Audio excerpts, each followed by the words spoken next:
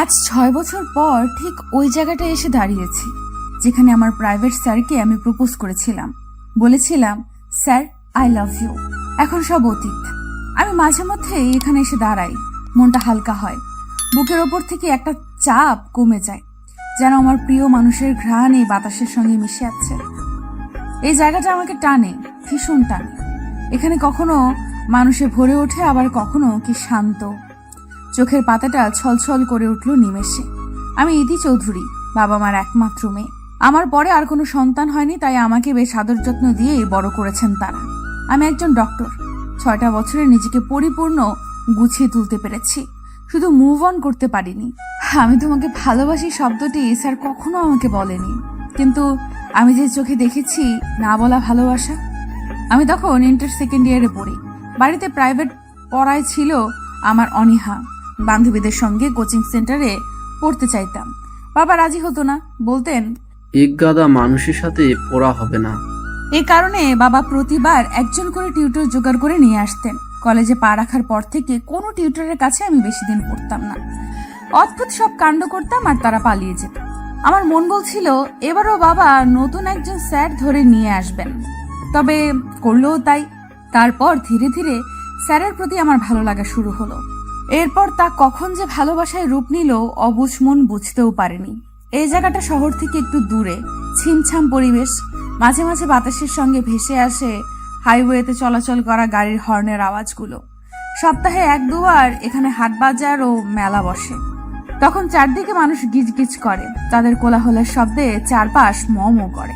সেদিন এখানে বিশাল বড় উৎসব চলছিল, মানুষজন ভিড় করে চারদিক। আমার অনেক আগেই চিন্তা ভাবনা করা ছিল কোনো এক সন্ধে নামলে স্যারকে প্রপোজ করব। ওই দিন কলেজ থেকে বাড়ি ফেরার সময় উৎসব চলছে দেখে মনে হয়েছিল আজই সঠিক সময়। আমি মাঝে মধ্যে বায়না করতাম স্যারকে সঙ্গে নিয়ে বাইরে যাব। স্যার প্রথম না করলেও পরে ঠিক সঙ্গে যেতেন। একদিন স্যারকে নিয়ে বাইরে বের হই। সেদিন ফুটপাতে দোকানগুলো অনেক জমজমাট হয়ে ওঠে। আমি আর স্যার পাশাপাশি হাঁটছিলাম। তখন একটা ঝুড়ি গাড়িতে আমার একজোড়া কানের দুল পছন্দ হয়। স্যার সঙ্গে ছিল বলে আমি কেনার আগ্রহ মুছে ফেলি আর স্যারকে ফেলে দ্রুত হাঁটতে শুরু করি। কিছুক্ষণ ঘোরাঘুরি করার পর বাড়ি ফিরে আসার জন্য হাঁটা ধরি। স্যারের সঙ্গে কোথাও বের হলে তিনি বাড়ি পর্যন্ত পৌঁছে দিয়ে যেতেন। কখনো আসতে না করলেও উনি বলতেন এটা নাকি ওনার দায়িত্ব। বাড়ির গেটের কাছাকাছি এসে স্যারকে বিদায় দিতে যাব, তখন স্যার পিছু ডাকলেন। আমি ঘুরে চোখে চোখ রাখতেই স্যার ইশারায় কাছে ডাকলেন। আমি হেঁটে এসে সামনে দাঁড়িয়ে গেলাম। তখন স্যার বললেন, তোমার হাতটা পাতো। হাত কেন? দাও বলছি। আমার ডান হাতটা রাখলাম। স্যার ওর শার্টের পকেট থেকে কি যেন বের করে আমার হাতের তালুতে রাখলো। আমি জিজ্ঞাসু দৃষ্টিতে তাকিয়ে স্যার বললেন, রুমে গিয়ে দেখো, এখন যাও। আমি রুমে আসলাম। বিছানার উপর বসে কাগজের প্যাকেটটা খুলতে লাগলাম। উত্তেজনায় তীর করে বাড়ছে। স্যার প্রথমবার কোনো গিফট দিল আমাকে। হাত পা কেমন শিরশির করছে, অবশ হয়ে যাচ্ছে যেন। কাগজে পেঁচানো আমার পছন্দ করা ঝুমকোটা, যেটা আমি কিছুক্ষণ আগেই পছন্দ করেছিলাম। স্যার সেটা লক্ষ্য করেছিল। ইস কি লজ্জা! লক্ষ্য করছে বলেই তো নিয়ে দিল। 2 মাস আমি ঝুমকা জোড়া আগলে রাখি। সিদ্ধান্ত নিয়েছিলাম যেদিন স্যারকে প্রপোজ করব সেদিন পরব, তাই আজ পড়ছি। 2 ঘন্টা সময় ব্যয় করে মায়ের গোলাপি রঙের শাড়িটা পরলাম। চোখে কাজল, ঠোঁটে হালকা লিপস্টিক ও 2 হাত ভর্তি চুড়ি। চুলগুলো সামনের দিকে হালকা ফুলিয়ে নিয়ে পেছনে খোপা করেছি। মাকে বলেছিলাম বেলি ফুলের মালা জোগাড় করে দিতে।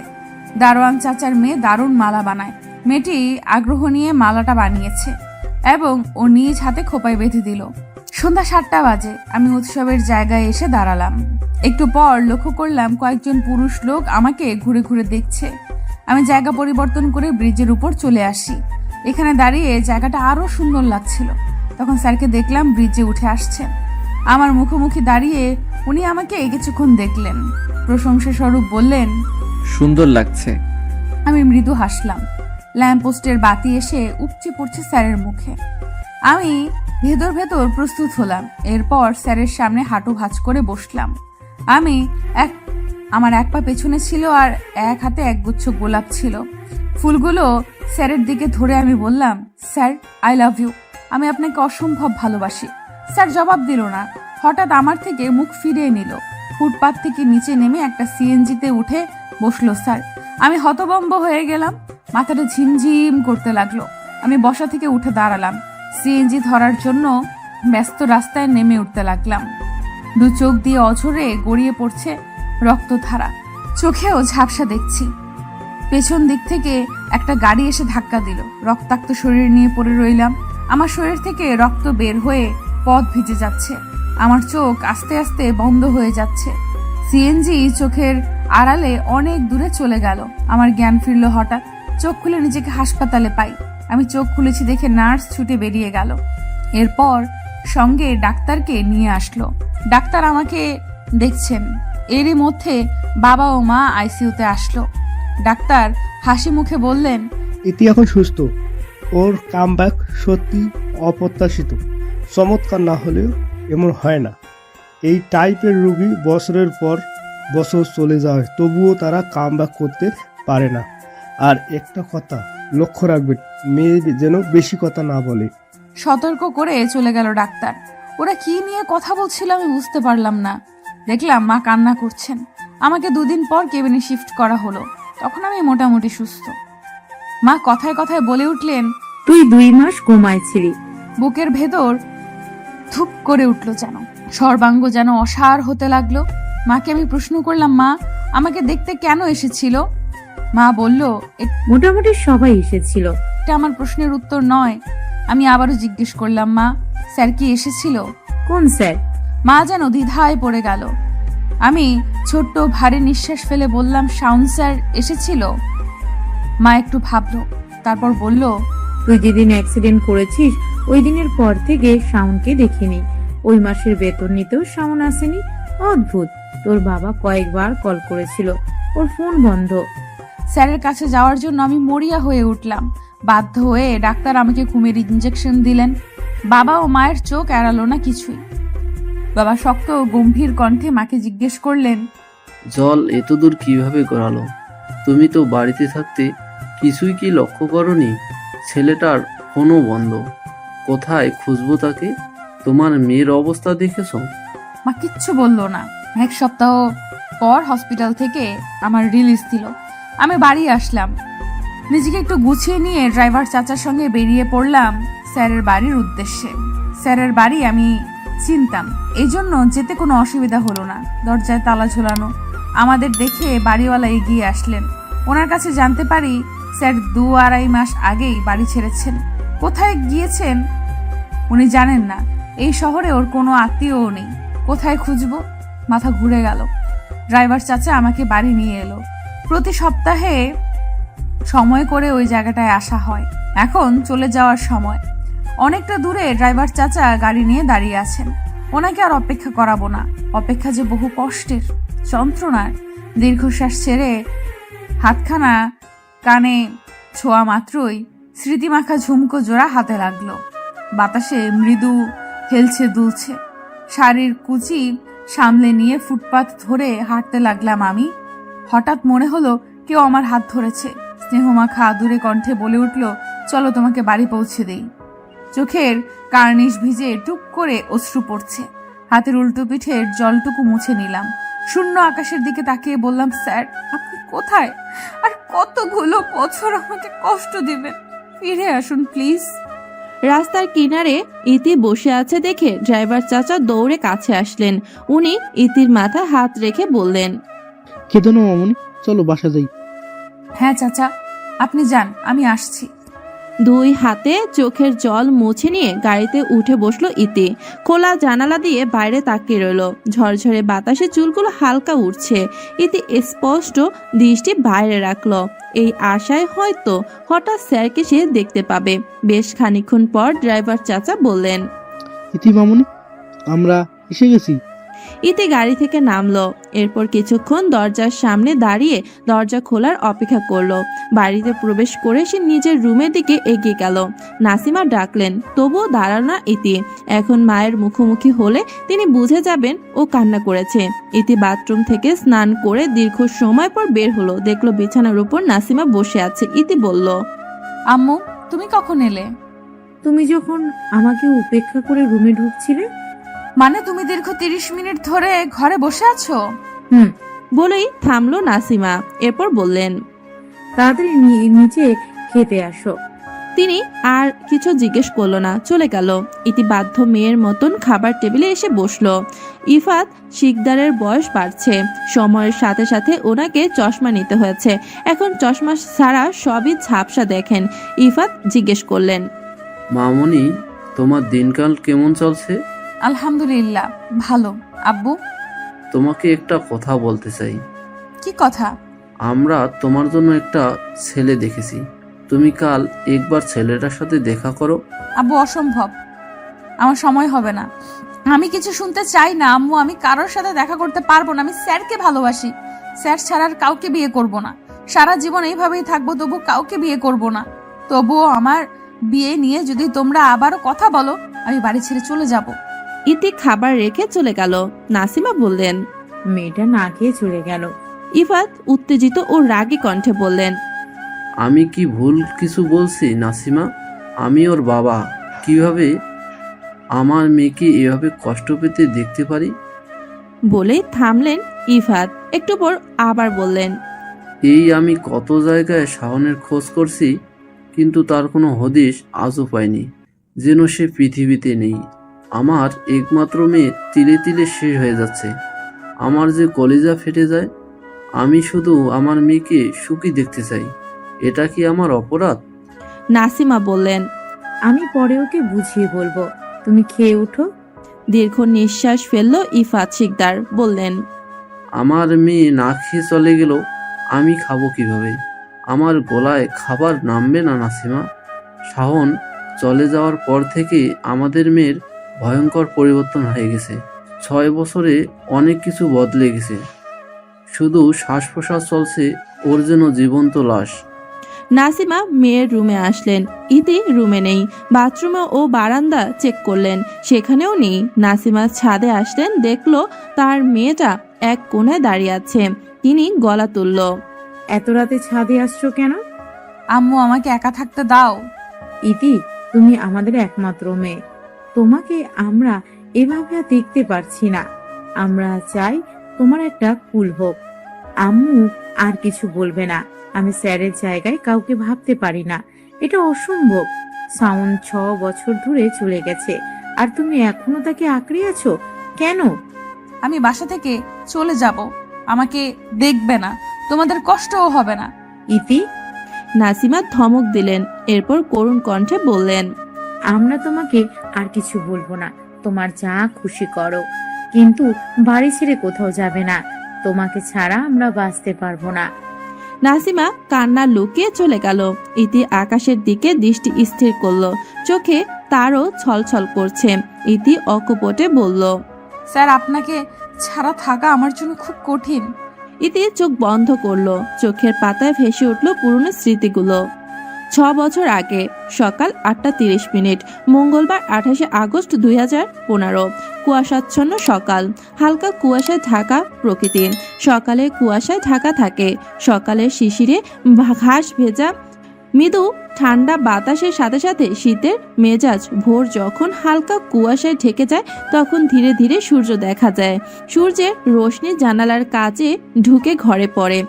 আলমারির কাভার থেকে কলেজের পোশাক খুঁজতে লাগলো ইতি। সহসা চিৎকার করে বলে উঠল, আম্মু আমার পোশাক খুঁজে পাচ্ছি না, একটু খুঁজে দাও। নাসিমা বললেন, আমি রান্না করে নাস্তা বানাচ্ছি, তুমি দেখছো না? আজ নিজে নিজে খুঁজে নাও। ইতি বলল। আম্মু আমার দেরি হয়ে যাচ্ছে, খুঁজে দাও না। নাসিমা বিরক্তিকর কণ্ঠে বললেন, এই মেয়েকে নিয়ে যে কি করব? এত বড় হয়ে গেছে, অথচ নিজের জিনিসপত্র নিজে খুঁজে পারে না। পুরো দিন আমাকে জ্বালিয়ে মারবে। আম্মু এটা পাচ্ছি না, ওটা পাচ্ছি না, উফ। মা চিৎকার করছো কেন? ধমক দিল নাসিমা। আলমারির ভেতর একটু খোঁজাখুঁজির পর পোশাক পেয়ে গেলেন তিনি। তারপর বললেন, এই যে তোমার পোশাক, তুমি একটা কাজও ঠিক মতো করতে পারো না। তোমার কি হবে ইতি, একমাত্র আল্লাহ জানেন। আম্মু জামাটা দাও। রেডি হয়ে নিচে আসো, নাস্তা করে তারপর বের হবা। ঠিক আছে। ইফাত শিকদার বসে সকালে নিউজ পেপার পড়ছেন। হঠাৎ বললেন, ইতি মামনি, গুড মর্নিং। গুড মর্নিং আব্বু। বাবা মেয়ে দুজনে এসে নাস্তা করে নাও। ইতি ওর বাবার পাশের চেয়ার টেনে বসলো। ইতিকে ওর বাবা খাইয়ে দিচ্ছেন। সহসা ইতি পেট ভরে গেছে, সে উঠে দাঁড়ালো। তারপর বলল, কিসের বিয়ে? আমি তো বিয়েই করবো না, দেরি হয়ে যাচ্ছে, আমি এখন যাই। ইফাত শিকদার বললেন, দাঁড়াও, তোমাকে একটা কথা বলার আছে। ইতি দাঁড়িয়ে গেল। ইফাত বললেন, আজ থেকে নতুন স্যার আসবে তোমাকে প্রাইভেট পড়াতে। ছেলেটা খুবই ভদ্র। এর আগে স্যারেরা এক সপ্তাহ ওকে টিকে নেই, জানি না কি করো, তারা ভয়ে পালিয়ে যায়। ওর সাথে কোনো দুষ্টুমি করবে না, বুঝেছো? নাসিমা বললেন, এখন থেকে একটু শাসন করো। তোমার মেয়ের ওর বন্ধুদের সাথে মিলামেশা বন্ধ করো। বন্ধুদের জন্যই দিন দিন ফাজিল হচ্ছে। ইতি ঠোঁট উল্টিয়ে হাসলো। মনে মনে ভাবলো, আম্মু, তুমি যে বন্ধুদের ফাজিল বলছো, আমি সে দলের প্রধান। ইফাত বললেন, দিন দিন বড় হচ্ছ ইতি, এখন থেকে ম্যাচুর হও। ইতি ওর বাবার সঙ্গে কথা শেষ করে বাড়ি থেকে বেরিয়ে গেল। ইফাত গাড়ি নিয়ে আজ গাজীপুরের বাইরে যাবেন। এর জন্য ইতির আজ রিক্সা করে যেতে হবে। ইতি রাস্তার পাশ দিয়ে ফুটপাত ধরে হাঁটতে লাগলো। এরপর স্যারদের সঙ্গে দুষ্টুমির ঘটনা মনে করতে লাগলো। একজন স্যার তিনি ভীষণ বোকাশোকা ছিল। ওনার চায়ের কাপে মরা তেলাপোকা দেয় ইতি। উনি চা খেতে যাবেন, তখন তেলাপোকা দেখে ছিটকে দূরে সরে যান। তখন ইতি লোকটাকে ভয় দেখিয়ে বলে চলে যাওয়ার জন্য। যদি না যায় তাহলে আরো ভয়াবহ কিছু করবে। লোকটা সেদিন যে গেল আর পড়াতে আসেনি। এরপর অন্য আরেক স্যারকে নির্ঝর রাস্তায় বন্ধুদের নিয়ে শাসিয়েছিল। লোকটা দুদিন পড়িয়ে তারপর বিদায় হয়। এরপর 2 মাস পার হয়ে গেল। বাবা আবার নতুন স্যার নিয়ে আসছে। ইতি ভাবতে লাগলো সে এই স্যারকেও কিভাবে তাড়াবে। রাস্তার মোড়ে এসে রিক্সার জন্য দাঁড়িয়ে গেল ইতি। বেশ কিছু রিক্সা ছুটে যাচ্ছে, খালি রিক্সা নাই বলেই চলে। কিছুক্ষণের অপেক্ষা করার পর একটা খালি রিক্সা পাওয়া গেল। ইতি উচ্চকিত গলায় ডাকলো, আঙ্কেল যাবেন? ইতি ঠিক বাপ পাশে দাঁড়ালো এক ছেলে, বলল, ওই মামা যাবা? ইতির সামনে রিক্সাটা দাঁড় করিয়ে রিক্সাওয়ালা জিজ্ঞেস করলেন, আপনারা কই যাইবেন? ইতি বলল, আমি শাহিন কলেজে যাব। ছেলেটা বলল, 4 নাম্বার গেট যাব। রিক্সাওয়ালা জিজ্ঞেস করলেন, আপনারা দুইজন দুই জায়গায় যাইবেন, আমি একজন নিয়ে যাইতে পারুম, কে যাইবেন? ইতি বলল, আমি আপনাকে আগে রাখছি, এই জন্য আমি যাব। সে কোমল স্বরে বলল, আমিও ডেকেছিলাম, তাই আমি যাব। আপনি প্লিজ অন্য রিক্সা করে যান, আমার চাকরির ইন্টারভিউ আছে। আমি সময় মতো পৌঁছাতে না পারলে চাকরিটা পাবো না। ইতি বলল, আমারও কলেজ যেতে দেরি হচ্ছে, তাই এই রিক্সায় আমি যাব, আপনি অন্য রিক্সা খুঁজুন। দেখুন প্লিজ। আমি যাব। গতকাল রাতে বৃষ্টি হয়েছিল। রাস্তার কিনারায় পানি জমে আছে। ঝগড়ার এক পর্যায়ে ইতি লোকটাকে ধাক্কা দিয়ে ফেলে রিক্সায় উঠে বসলো। তারপর বলল, আপনি তাড়াতাড়ি চলুন। সাদা রঙের টি শার্ট কাদা পানিতে ভিজে গেছে। এই অবস্থায় চাকরির জন্য ইন্টারভিউ দিতে সে যেতে পারবে না। মাটির উপর থেকে ফাইলটা নিয়ে উঠে দাঁড়ালো। মেয়েটির কাজে সে ভীষণ বিরক্ত, রাগ ও ক্ষোভ চোয়াল শক্ত করলো। রিক্সাওয়ালা বললেন, মা, তুমি কিন্তু কাজটা ঠিক করো নাই, ছেলেটা আর চাকরির লাইগা যাইতে পারবো না। আমার কিছু করার ছিল না আঙ্কেল, ক্লাসে সময় মতো না পৌঁছালে স্যার বাহিরে দাঁড় করিয়ে রাখবেন। ইতি রিক্সার ভাড়া মিটিয়ে চলে গেল। ক্লাস শুরু হয়েছে। ইতিকে ক্লাসে প্রবেশ করার অনুমতি স্যার দিল না। ক্লাস শেষ না হওয়া পর্যন্ত সে বাইরে দাঁড়িয়ে থাকলো। দ্বিতীয় ক্লাসে প্রবেশ করে। 2টো ক্লাস শেষ হলো। ইতির বন্ধুরা তাকে ঘিরে বসলো। তারপর মিম জিজ্ঞেস করলো, কিরে, কি হয়েছে? কথা বলছিস না কেন? 2টো ক্লাসেই চুপ ছিলি। ইতি ওদের সাথে বিষয়টি শেয়ার করলো। ওরা হেসে লুটিয়ে পড়েছে। আভরু বলল, এরকম ঘটনা এই প্রথম না, এর আগে এমন বহুত কাজ করছিস। মুন্নি বলল, ছেলেটার সাথে এমন করা উচিত হয়নি, সে তো বলেছিল তার চাকরির ইন্টারভিউ আছে। নিশ্চিত এমন ময়লা শরীরে ইন্টারভিউ দিতে যেতে পারেনি। রুবেল বলল, যা হওয়ার হয়ে গিয়েছে, এখন সেসব নিয়ে মাথা ঘামালে কি সব সলভ হয়ে যাবে? আচ্ছা, এসব এখন বাদ দে, চল ফুচকা খেতে যাই, আর সব বিল তানিম দিবে। তানিম আটকে উঠল। আমি কেন দিব? রুবেল বলল, তুই দিবি, কারণ গতবার আমি দিয়েছিলাম। আবরু ইতির গা ঘেঁষে বসলো, তারপর জিজ্ঞেস করলো, ছেলেটা দেখতে কেমন? ইতি একটু ভাবলো, বলল, আমি তার যথেষ্ট কাছাকাছি ছিলাম, তাই তাকে ভালো মতো দেখতে পেয়েছি। তার শরীরের গঠন অনেক ভালো, পেশিবহুল ছিল না, পাতলা ও লম্বা। আর সবচেয়ে বৈশিষ্ট্য ছিল তার চোখ আমার মনে হয়েছিল দেখতে বাঘের মতো। সে ব্যক্তিগতভাবে অত্যন্ত সুদর্শন আর খুব সুন্দর ছিল। তার ত্বক ফরেনারের মতো পরিষ্কার, এবং সে আমার সঙ্গে কথা বলার সময় মাথা নিচু করেই কথা বলছিল। বোধহয় মেয়েদের সঙ্গে কথা বলতে লজ্জা পায়। মিম বলল, তোকে শুধু জিজ্ঞেস করা হয়েছে ছেলেটা দেখতে কেমন, তুই পুরো ডিটেলসে সব বলছিস। ইতি বাকরুদ্ধ। মুন্নি বলল, এসব ছেড়, বিকেলে ফুচকা খেতে যাবি? ইতি বলল, আমার যাওয়া হবে না। এক নিঃশ্বাসে ইতি বলল, আমাকে পড়ানোর জন্য আজকে নতুন স্যার আসবেন। ওরা অবাক হলো, অস্পষ্ট স্বরে জিজ্ঞেস করলো। আবার রুবেল জিজ্ঞেস করলো, এই সারের সঙ্গে কি করবি? ইতি বলল, ভাবছি। কলেজ গেটের সামনে গাড়ি নিয়ে অপেক্ষা করছেন আব্দুল মিয়া। ইতি বের হতে সে এগিয়ে এলো।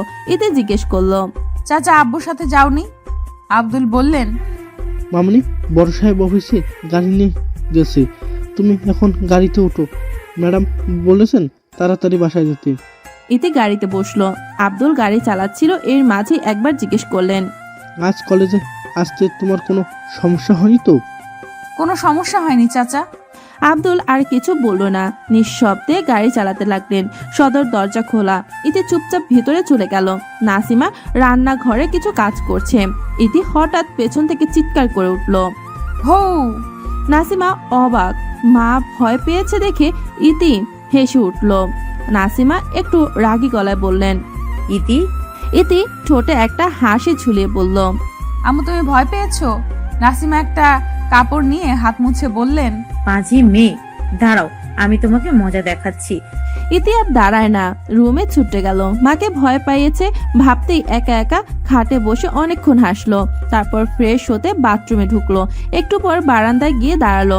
আগন্তুকের কথা ভেবে হঠাৎ মন খারাপ হয়ে গেল তার। একজন তার জন্য চাকরি পায়নি, নিজেকে অপরাধী মনে হতে লাগলো।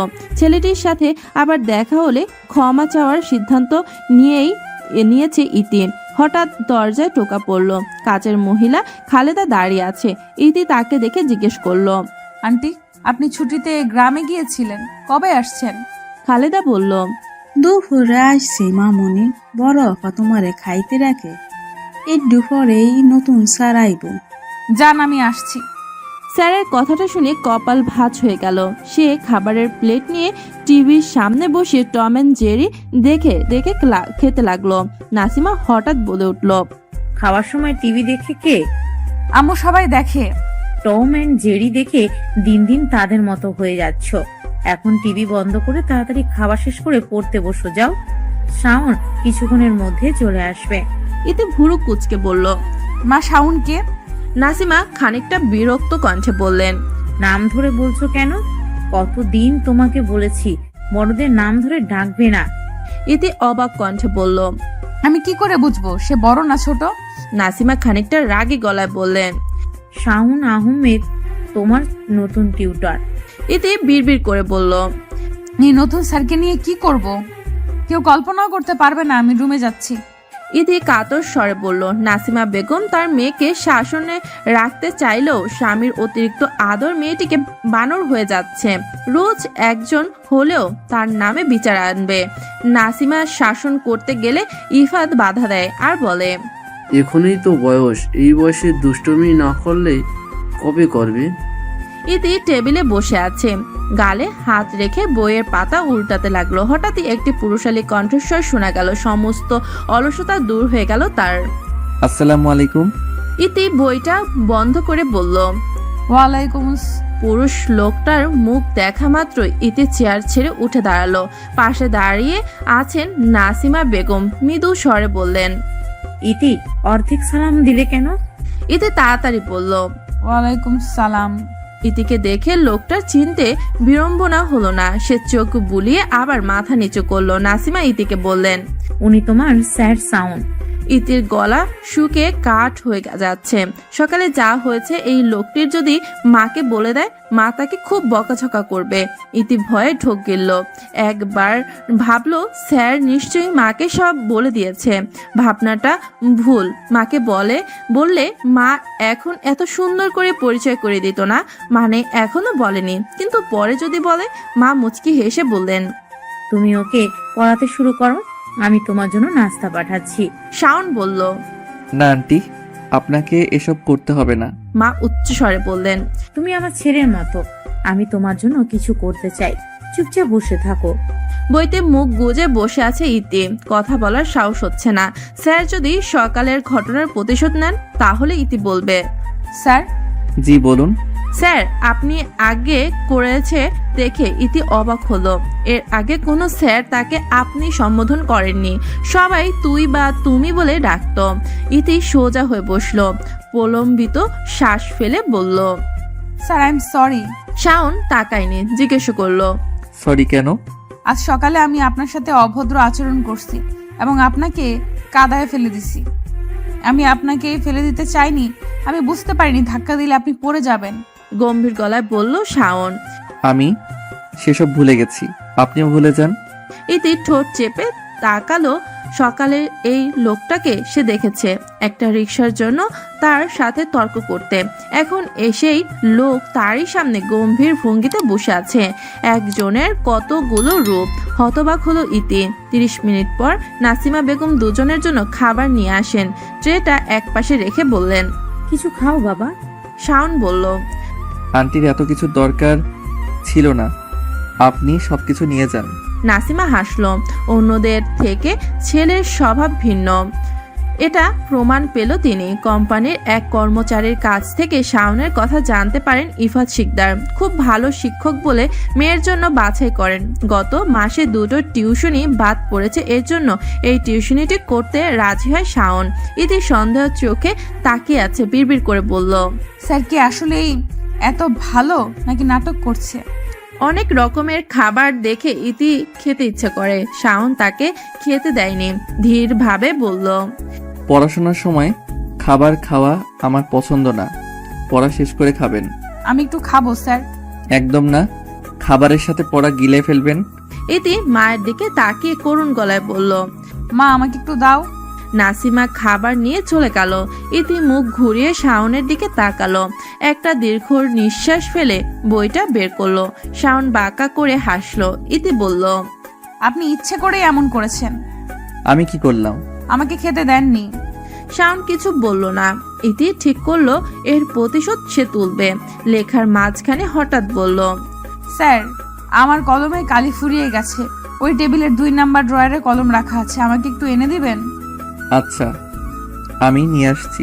ড্রয়ারে কলম না পেয়ে স্যার বলল, এখানে কলম নেই। নাই মানে? সরুন, আমি দেখছি। ইতি হঠাৎ স্যারের পায়ে পা রেখে দাঁড়ালো। শাওন অস্পষ্ট স্বরে বলল, ইতি, আপনি আমার পায়ের উপর দাঁড়িয়েছেন। সরি স্যার, আমি দেখিনি। ইতি নতুন স্যারকে তাড়ানোর বুদ্ধি এটে আগে থেকে উঁচু জুতা পরেছিল। শাওনের পায়ে জুতোর দাগ স্পষ্ট দেখা যাচ্ছে। সে পা নাড়াতে পারছে না। মজা করতে গিয়ে সে বেশ ভালোই ব্যথা পেয়েছে। ইতি ছুটতে নিচে চলে গেল। সে একটা বরফের ব্যাগ এনে শাওনের পায়ে চেপে ধরল। জায়গাটা লাল হয়ে ফুলে উঠেছে। ইতি বলল, স্যার আপনার ব্যথা কমছে? মোটামুটি। এগুলো রাখুন, আপনি পড়তে বসুন। এই অবস্থায় শেখাবেন কি করে স্যার? আজ থাক, আপনি বরং বাড়ি যান, আজ আমি একাই পড়ে নেব। আপনার বাবা আমাকে বিশ্বাস করেছেন, প্রথম দিনে কিভাবে তার বিশ্বাস ভাঙব? সামান্য ব্যথা সয়ে যাবে। আমি কাউকে প্রতিশ্রুতি দিলে প্রতিশ্রুতি ভঙ্গ করি না। শাওন বলল। শাওন ঘড়ির দেখে 2 ঘন্টা পড়ালো। এতক্ষণ দাঁত চেপে যন্ত্রণা সহ করেছে। সে ঠিকমতো হাঁটতে পারছে না দেখে ইতি শাওনের সাথে গেটে এলো। ইতি চলে আসবে সেই সময় শাওন ইতির পেছনে ডাকলো, ইতি। ইতি থেমে গেল। স্যারের দিকে তাকিয়ে দেখলো স্যার কিছু বলতে চান। শাওন স্যার বলল, এখানে আসার আগে আপনার সম্পর্কে অনেক কথা শুনেছি। আমি জানি সবাই আমাকে সতর্ক করেছিল যে আপনি আগের স্যারদের কিভাবে হেনস্থা করেছিলেন। আমি আসছি আপনার বাবাকে দেওয়া কথা রাখতে। আর আমি জানি আপনি স্বেচ্ছায় আমার পায়ে পা রাখছেন যেন আমি চলে যাই, কিন্তু দুঃখজনক হলেও সত্যি যে চাকরি না পাওয়া পর্যন্ত আমাকে এসে আপনাকে পড়াতে হবে। আপনার বাবার এটাই শর্ত। আমি গ্র্যাজুয়েশন শেষ করার পর 2 বছর ধরে চাকরি খুঁজছি। আমি যত টিউশনি পাই, যদি আমার ভালো মনে হয় তবে আমি করি। মা অসুস্থ থাকায় সবার নিষেধ সত্ত্বেও আপনাকে পড়াতে এসেছি। আমি তখন বুঝতে পারি যে আপনি সেই সকালে আচরণ করেছিলেন কারণ আপনি ক্লাস মিস করার ভয় পেয়েছিলেন, কিন্তু এখন আপনি ইচ্ছে করে এমন করলেন। কিন্তু আমি আপনার উপর রাগ করিনি। আঘাত আপনি দিয়েছেন, মলমও আপনি লাগিয়েছেন। তবে হ্যাঁ, আপনাকে দেখলেই বোঝা যায় কাউকে কষ্ট দেওয়ার পর আপনি বেশি কষ্ট পান। এই জন্য একটা পরামর্শ দেব, রাগ ধীরে ধীরে বাড়লে মাটির দিকে তাকিয়ে থাকুন, ভয় পাবেন না। আমি আপনার বাবা মায়ের কাছে অভিযোগ করব না। আজ আসি। ইতি মাথা নিচু করে দাঁড়িয়ে রইল। সে কি বলবে, শব্দ খুঁজে পেল না। খানিকটা পা খুঁড়িয়ে খুঁড়িয়ে স্যার চলে যাচ্ছেন। ইতির চোখ জলে ভিজে গেছে। খালেদা আবর্জনা ফেলতে বেরিয়ে এলো। হঠাৎ ইতিকে দাঁড়িয়ে থাকতে দেখে বললেন, ইতি মামুনি, তুমি রোদে দাঁড়াই আছো কেন? ইতি উত্তর দিল না, ছুটতে গেল রুমে। দরজা বন্ধ করে বিছানায় শুয়ে বালিশে মুখ গুজে কাঁদে। ইতি অনেকক্ষণ কেঁদে তারপর ঘুমিয়ে পড়ল। রাতে নাসিমা বেগম খাবারের জন্য ডাকতে এসে দেখেন মেয়েটি ঘুমাচ্ছে, তাই আর ডাক দেয়নি। খাবার ঘরে রেখে চলে যান। ইতি রাতে ঘুম থেকে ওঠেনি। দূর থেকে একটা শব্দ শোনা যাচ্ছে। ইতি পিটপিট করে চোখ খুলল। ফজরের আজান দিচ্ছে। মোবাইল ফোনে সময় দেখে নামাজের জন্য উঠে গেল। আজ মোনাজাতে অনেক লম্বা করে প্রার্থনা করতে করতে ইতি অনেকক্ষণ কাঁদল। জীবনের সবকিছুর জন্য ক্ষমা চাওয়ার পর নামাজ শেষ করে যায় নামাজ ভাঁজ করে রেখে তারপর রুম থেকে বারান্দায় চলে গেল। সিক্ত সকাল, উষ্ণ হাওয়া শরীরকে হালকা করে তুলেছে। গাছের ডালে ছোট্ট পাখিটি কিচিরমিচির করে। খাবারের সন্ধানে তার বড় বড় ডানা ঝাপটায়। সূর্যের আলো মিষ্টি, এত উজ্জ্বল নয়। ইতি কিছুক্ষণ দাঁড়িয়ে রুম থেকে বের হয়ে গেল। নাসিমা আর খালেদা রান্নাঘরে নাস্তা তৈরি করছে। নাসিমা বেগম হঠাৎ ইতিকে দেখে বললেন, আজ এত ভোরে উঠছো কি করে? গতকাল সন্ধ্যায় ঘুমিয়েছিলাম আম্মু, আর আজ ফজরের আজানের সময় ঘুম ভাঙলো। সে কি, রাতে উঠোনি? না। রাতে তোমার ঘরে খাবার রেখে এসেছিলাম, সম্ভবত সেটাও খাওনি। আম্মু, তুমি আবার কখন খাবার রেখে এসেছো? তখন তুমি ঘুমাচ্ছ। ইতির মনটা আজ খুব ভালো। সে হেসে মায়ের কাছে গিয়ে বলল, আম্মু, আমি তোমাকে রান্না করতে সাহায্য করতে চাই। নাসিমা বেশম খেলো যেন, হতবম্ব কণ্ঠে বললেন, আর সূর্য কোন দিক থেকে উঠেছে? নাসিমা মৃদু হাসলো। তারপর ইতির মাথায় হাত বুলিয়ে বলল, তোমাকে কিছু করতে হবে না, তুমি রুমে গিয়ে পড়তে বসো। ইতি গেল না। সে পেঁয়াজ কাটতে এগিয়ে গেল। খালেদা বললেন, মামুনি, আমারে দাও। আমি পারবো। ইতি পেঁয়াজ কাটতে লাগলো। চোখ জ্বালা পোড়া করে টপ টপ করে অশ্রু পড়ছে। ইতির চোখে হাত ছুঁয়ে বলল, আম্মু, চোখ জ্বলছে। নাসিমা বললেন, তাড়াতাড়ি চোখে পানি দাও। জোরে হেসে বললেন খালেদা। তারপর বললেন, সকলে পেঁয়াজ কাটতে পারে না মামুনি, আমি আগেই কইছিলাম আমারে দিতে। ইফাত শিকদার ড্রয়িং রুমে বসে খবর পড়ছেন। হঠাৎ নাসির শব্দ শুনে রান্নাঘরের দিকে এগিয়ে গেল। ইতির অবস্থা দেখে আন্দাজ করলেন এখানে কি হয়েছে। ইফাত শিকদার কড়া গলায় বললেন, আমার মেয়ে কাটছে আর তুমি হাসছো? বলেই থামলেন। তারপর ইতির কাছে গিয়ে বলল, মামুনি, ছুরি রাখো, তোমাকে এসব করতে কে বলেছে? খালেদা বললেন, স্যার, আমরা কই নাই, ইতি মামুনি আমগো হেল্প করতে আইছে। ইফাত শিকদার বললেন, আহা খালেদা, ওটা হেল্প হবে না, বলুন হেল্প। খালেদা কিছুক্ষণ চুপ করে থাকেন। তারপর বললেন, খালি। ইতি হঠাৎ করে হেসে উঠল। নাসিমা বললেন, তোমার মেয়ের হঠাৎ রান্নার প্রতি আগ্রহ তৈরি হয়েছে। ইতি রাতে জানে না মেয়েরা প্রথমবার রান্না শিখে মায়ের কাছ থেকে। তার মেয়ের বেলায় না হয় উল্টোই হলো। ইফাত শিকদার ইতিকে রান্না শেখানোর সিদ্ধান্ত নেন। সে একটু থেমে বললেন, তোমরা রান্নাঘর থেকে বের হও, আমি আর আমার মেয়ে আজ নাস্তা বানাবো। নাসিমা হেসে চলে গেল। ড্রয়িং রুমের সোফায় বসলেন, টিভি অন করে মুভি দেখতে লাগলো। খালেদা খুবই চিন্তিত। রান্নাঘরে নোংরা হলে তাকে পরিষ্কার করতে হবে। খালেদা বললেন, আফা আমি রান্নাঘরে গিয়া দেখে আহি হেরা কি করে। নাসিমা বললেন, চিন্তা করো না, তোমার স্যার দেশি বিদেশি সব খাবারই ভালো রান্না করতে পারেন, সে সব সামলে নেবেন। আমরা পালিয়ে বিয়ে করি কারণ আমাদের পরিবার আমাদের প্রেম মেনে নেয়নি। পরিবারের কেউ আমাদের ঘরে ঢুকতে দেওয়া হয়নি। এরপর আমরা আসি গাজীপুর শহরে। তোমার স্যার কঠোর পরিশ্রম করে আজ একটি কোম্পানির মালিক হয়েছেন। আমার বিয়ের 5 বছর পর ইতির জন্ম হয়। ওকে পেটে নিয়ে আমি কিছু করতে পারতাম না। তোমার স্যার রান্নাঘর ও বাড়ির সব কাজ নিজ হাতে করতেন। আল্লাহ আমাকে তার মতো স্বামী দিয়েছেন। আল্লাহর কাছে অনেক ধন্যবাদ। খালেদা চোখে জল। নাসিমা এখন বললেন, এ বিষয়ে ইতি কিছুই জানে না। আর সে জানে না যে তার নানা বাড়ি আছে, দাদার বাড়ি আছে। ডাইনিং টেবিলে সব আইটেম গুছিয়ে রাখলো ইতি। তারপর উচ্চস্বরে বলল, আম্মু খেতে আসো।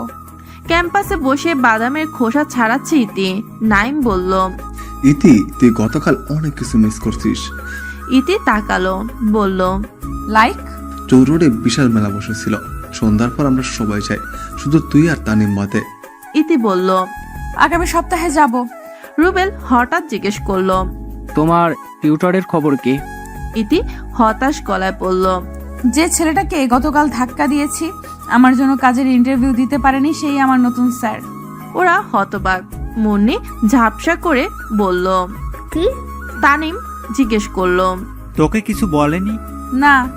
আশ্চর্য, তোর জন্য যার ক্ষতি হয়েছে কিন্তু তিনি তোকে কিছুই বলেননি। আফরু বলল, স্যার সে কি এখনো আছে নাকি পালিয়ে গেছে? হ্যাঁ আছে, চাকরি না হওয়া পর্যন্ত পড়াতে আসবেন। কলেজ থেকে বাড়ি ফেরার পথে ইতি সেসব মানুষের সাথে দেখা করলো যাদের সে কষ্ট দিয়েছে। খুব লজ্জিত এবং দুষ্টুমির জন্য ক্ষমা চাইল। মুন্নি অবাক গলায় বলল, ইতি বদলে গেছে, সে আগের মতো নেই। তুই ঠিক বলেছিস, বলল রুবেল। ইতি এগিয়ে এলে নাইম জিজ্ঞেস করলো, তুই এত বদলে গেলে কি করে? বলল ইতি, কেউ একজন চোখে আঙুল দিয়ে ভুলগুলো তুলে ধরেছে। আমরা মজা করার জন্য অনেক কিছু করে মানুষকে কষ্ট দেই, যারা এসব ভোগে তাদের কথা ভাবি না। আব্দুল একটি রেস্টুরেন্টের সামনে গাড়ি থামালো। ইতি বন্ধুদের নিয়ে হালকা কিছু খাবার খাওয়ার জন্য ঢুকলো। আব্দুল তাদের সাথে টেবিলে বসে খাবার খেলো। ছোট্ট থেকে মেয়েটাকে বড় হতে দেখেছেন তিনি, জানেন ইতির মন খুব ভালো। দুষ্টু মেয়েটা হঠাৎ করে শান্ত হয়ে গেল। ইতি বসে বসে ফোনের দিকে তাকিয়ে আছে। মুন্নি বলল, বল তোর কি হয়েছে? ইতি জোরে নিঃশ্বাস ফেললো।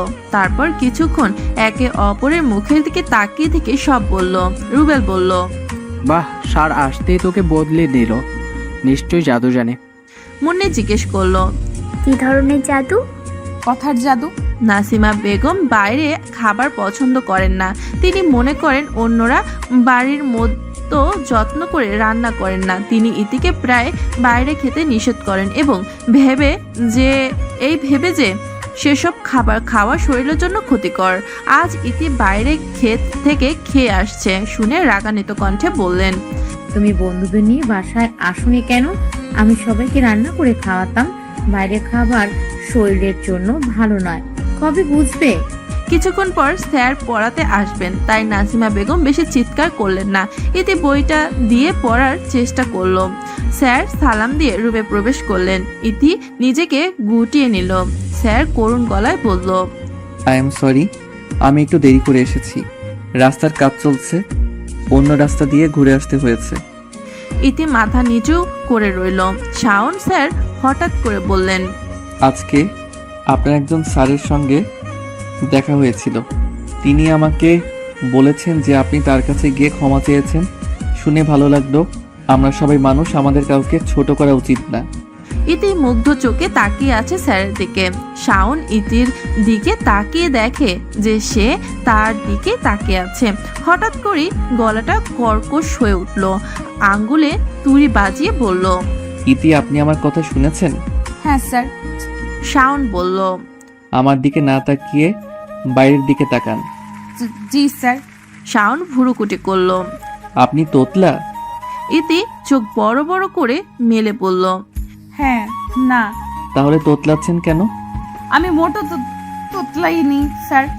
ইতি একটু রাগ হলো। শাওন মৃদু হাসলো। এখন পড়ুন। নাসিমা বেগম খালেদাকে দিয়ে কফি পাঠান। দরজার সামনে থেকে খালেদা বললেন, স্যার আসমু? হ্যাঁ আসুন। স্যার আপনার কফি।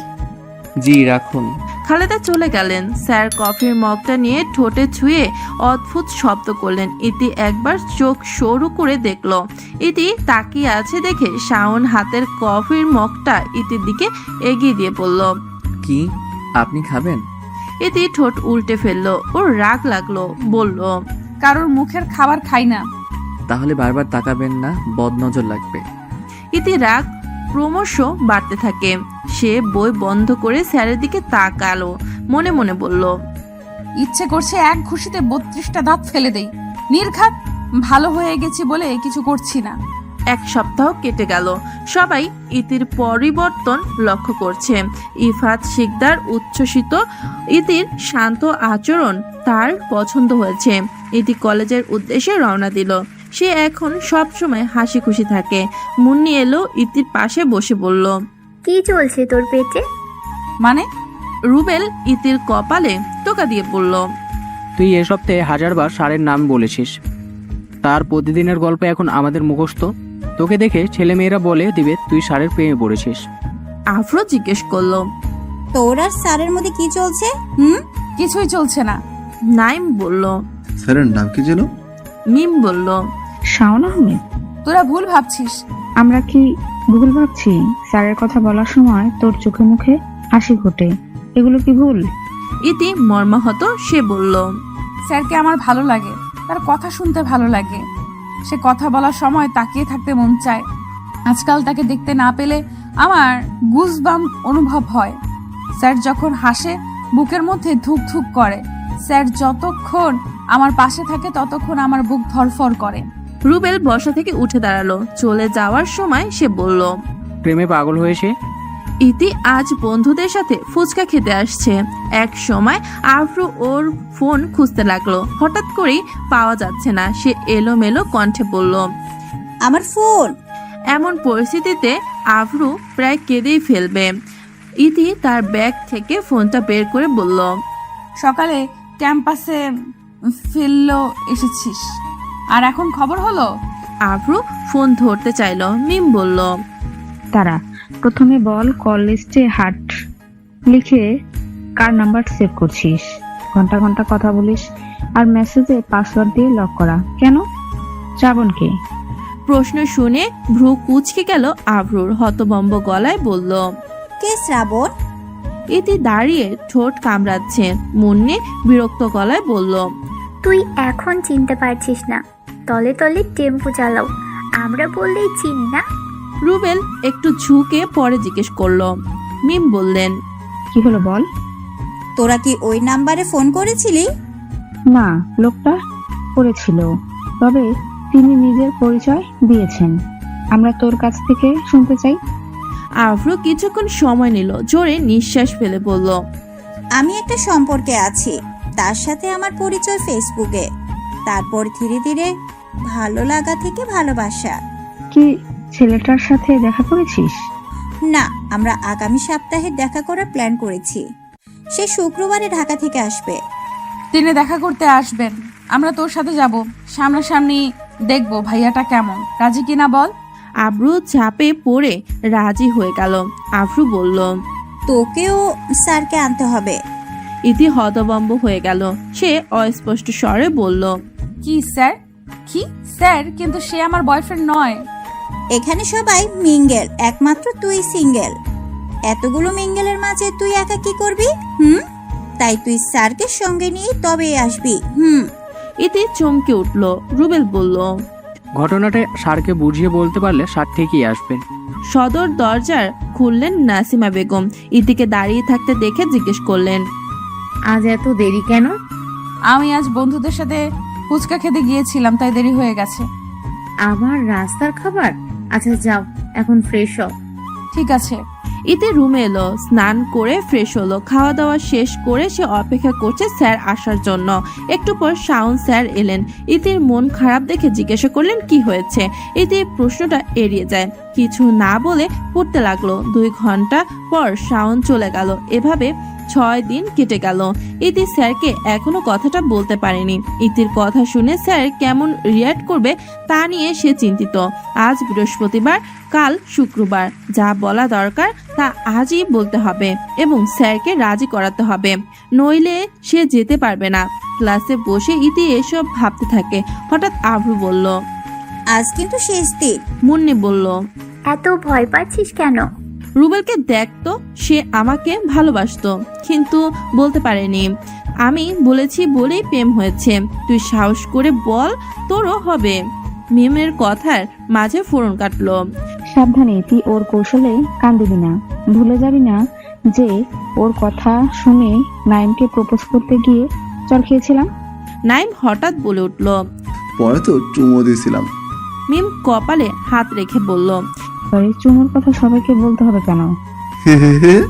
সরি। ইতি বলল, আমি আমার মতো করে স্যারকে বলবো, তোদের জ্ঞান দিতে হবে না।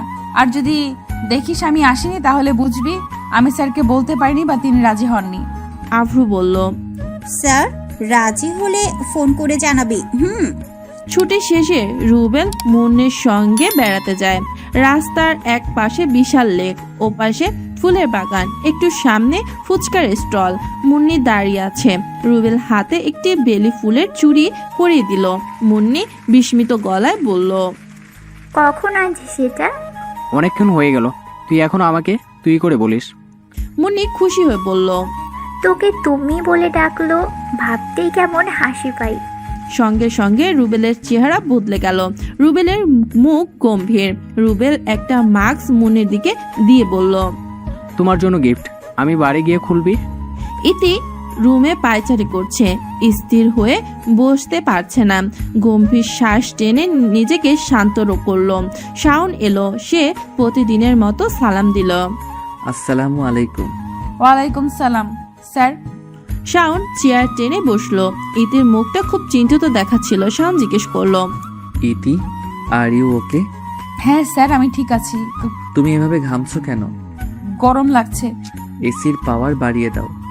ইতির সাথে শাওনের সম্পর্ক আগের চেয়ে সহজ হয়েছে। ইতি স্যারকে বলে, স্যার আমি আপনার থেকে অনেক বছরের ছোট, আপনি আমাকে তুমি বলে ডাকবেন। সেদিন থেকে শাওন তাকে তুমি বলে সম্বোধন করে। আগের স্যারেরা তাকে তুই বা তুমি বলে ডাকলে তার ভালো লাগেনি, কিন্তু শাওনের মুখ থেকে তুমি সম্বোধন শুনতে সে নিজে মুখ ফুটে বলেছে। ইতি ঢোক গেল, তারপর বলল, স্যার আপনাকে একটা অনুরোধ করতে পারি? কি অনুরোধ? আপনি কি কাল আমার সাথে বাইরে যাবেন? সারা দিন আমার আর আমার বন্ধুদের সাথে থাকবেন। কথাটা শাওন বুঝতে পারেনি। ইতি হাঁপাচ্ছে, হা করে মুখ দিয়ে নিঃশ্বাস ফেলছে। শাওন বলল, কি হয়েছে? আমার দম বন্ধ লাগছে। শাওন এক গ্লাস পানি তুলে ধরলো ইতির দিকে। আস্তে খাও। ইতি হাত থেকে গ্লাসটা টেবিলে রাখলো। শাওন বলল, এবার ডান হাত দিয়ে একটি নাসারন্ধ্র ধরে অন্যটি দিয়ে শ্বাস নাও, আর হাত পরিবর্তন করে বাম হাতে নাক চেপে ধরে শ্বাস ছাড়ো। ইতি একটা দীর্ঘ নিঃশ্বাস ফেললো। একটু শান্ত শাওন বলল, এখন বলো। ইতি কিছুক্ষণ পর উত্তর দিল, স্যার কলেজে ট্রুথ এবং ডেয়ার খেলায় আমি ডেয়ার নেই, বন্ধুরা আমাকে দিয়েছে। আমরা কাল ঘুরতে যাব, তো ওরা বলেছে আপনাকে আমার সাথে নিয়ে যাওয়ার জন্য। এটাই ডেয়ার, আমি যদি না পারি তাহলে আমার ঘুরতে যাওয়া হবে না। আর আপনি তো আমার সাথে যাবেন না, তাই আমার যাওয়া হবে না, আমি হেরে যাব। শাওন গম্ভীর ভঙ্গিতে পড়ল, কখন যাবে? আমি কিন্তু বেশি দিন থাকতে পারবো না। মাকে পরীক্ষার জন্য হাসপাতালে নিয়ে যেতে সন্ধ্যার আগে ফিরতে হবে। ইতির চোখ চকচক করে উঠল। শাওন স্যার বলল, আমি নিশ্চিত নই তোমরা কোথায় যাবে। আমি রেডি থাকবো, তুমি গাড়িতে তুলে নিও। স্যার ঠোঁটে হাসি ফুটিয়ে বলল। ইতি উত্তেজিত হয়ে উঠল। সে চেয়ার ছেড়ে হঠাৎ শাওনকে জড়িয়ে ধরল। শাওন হতবাক। ইতি তাৎক্ষণিক সরে গেল।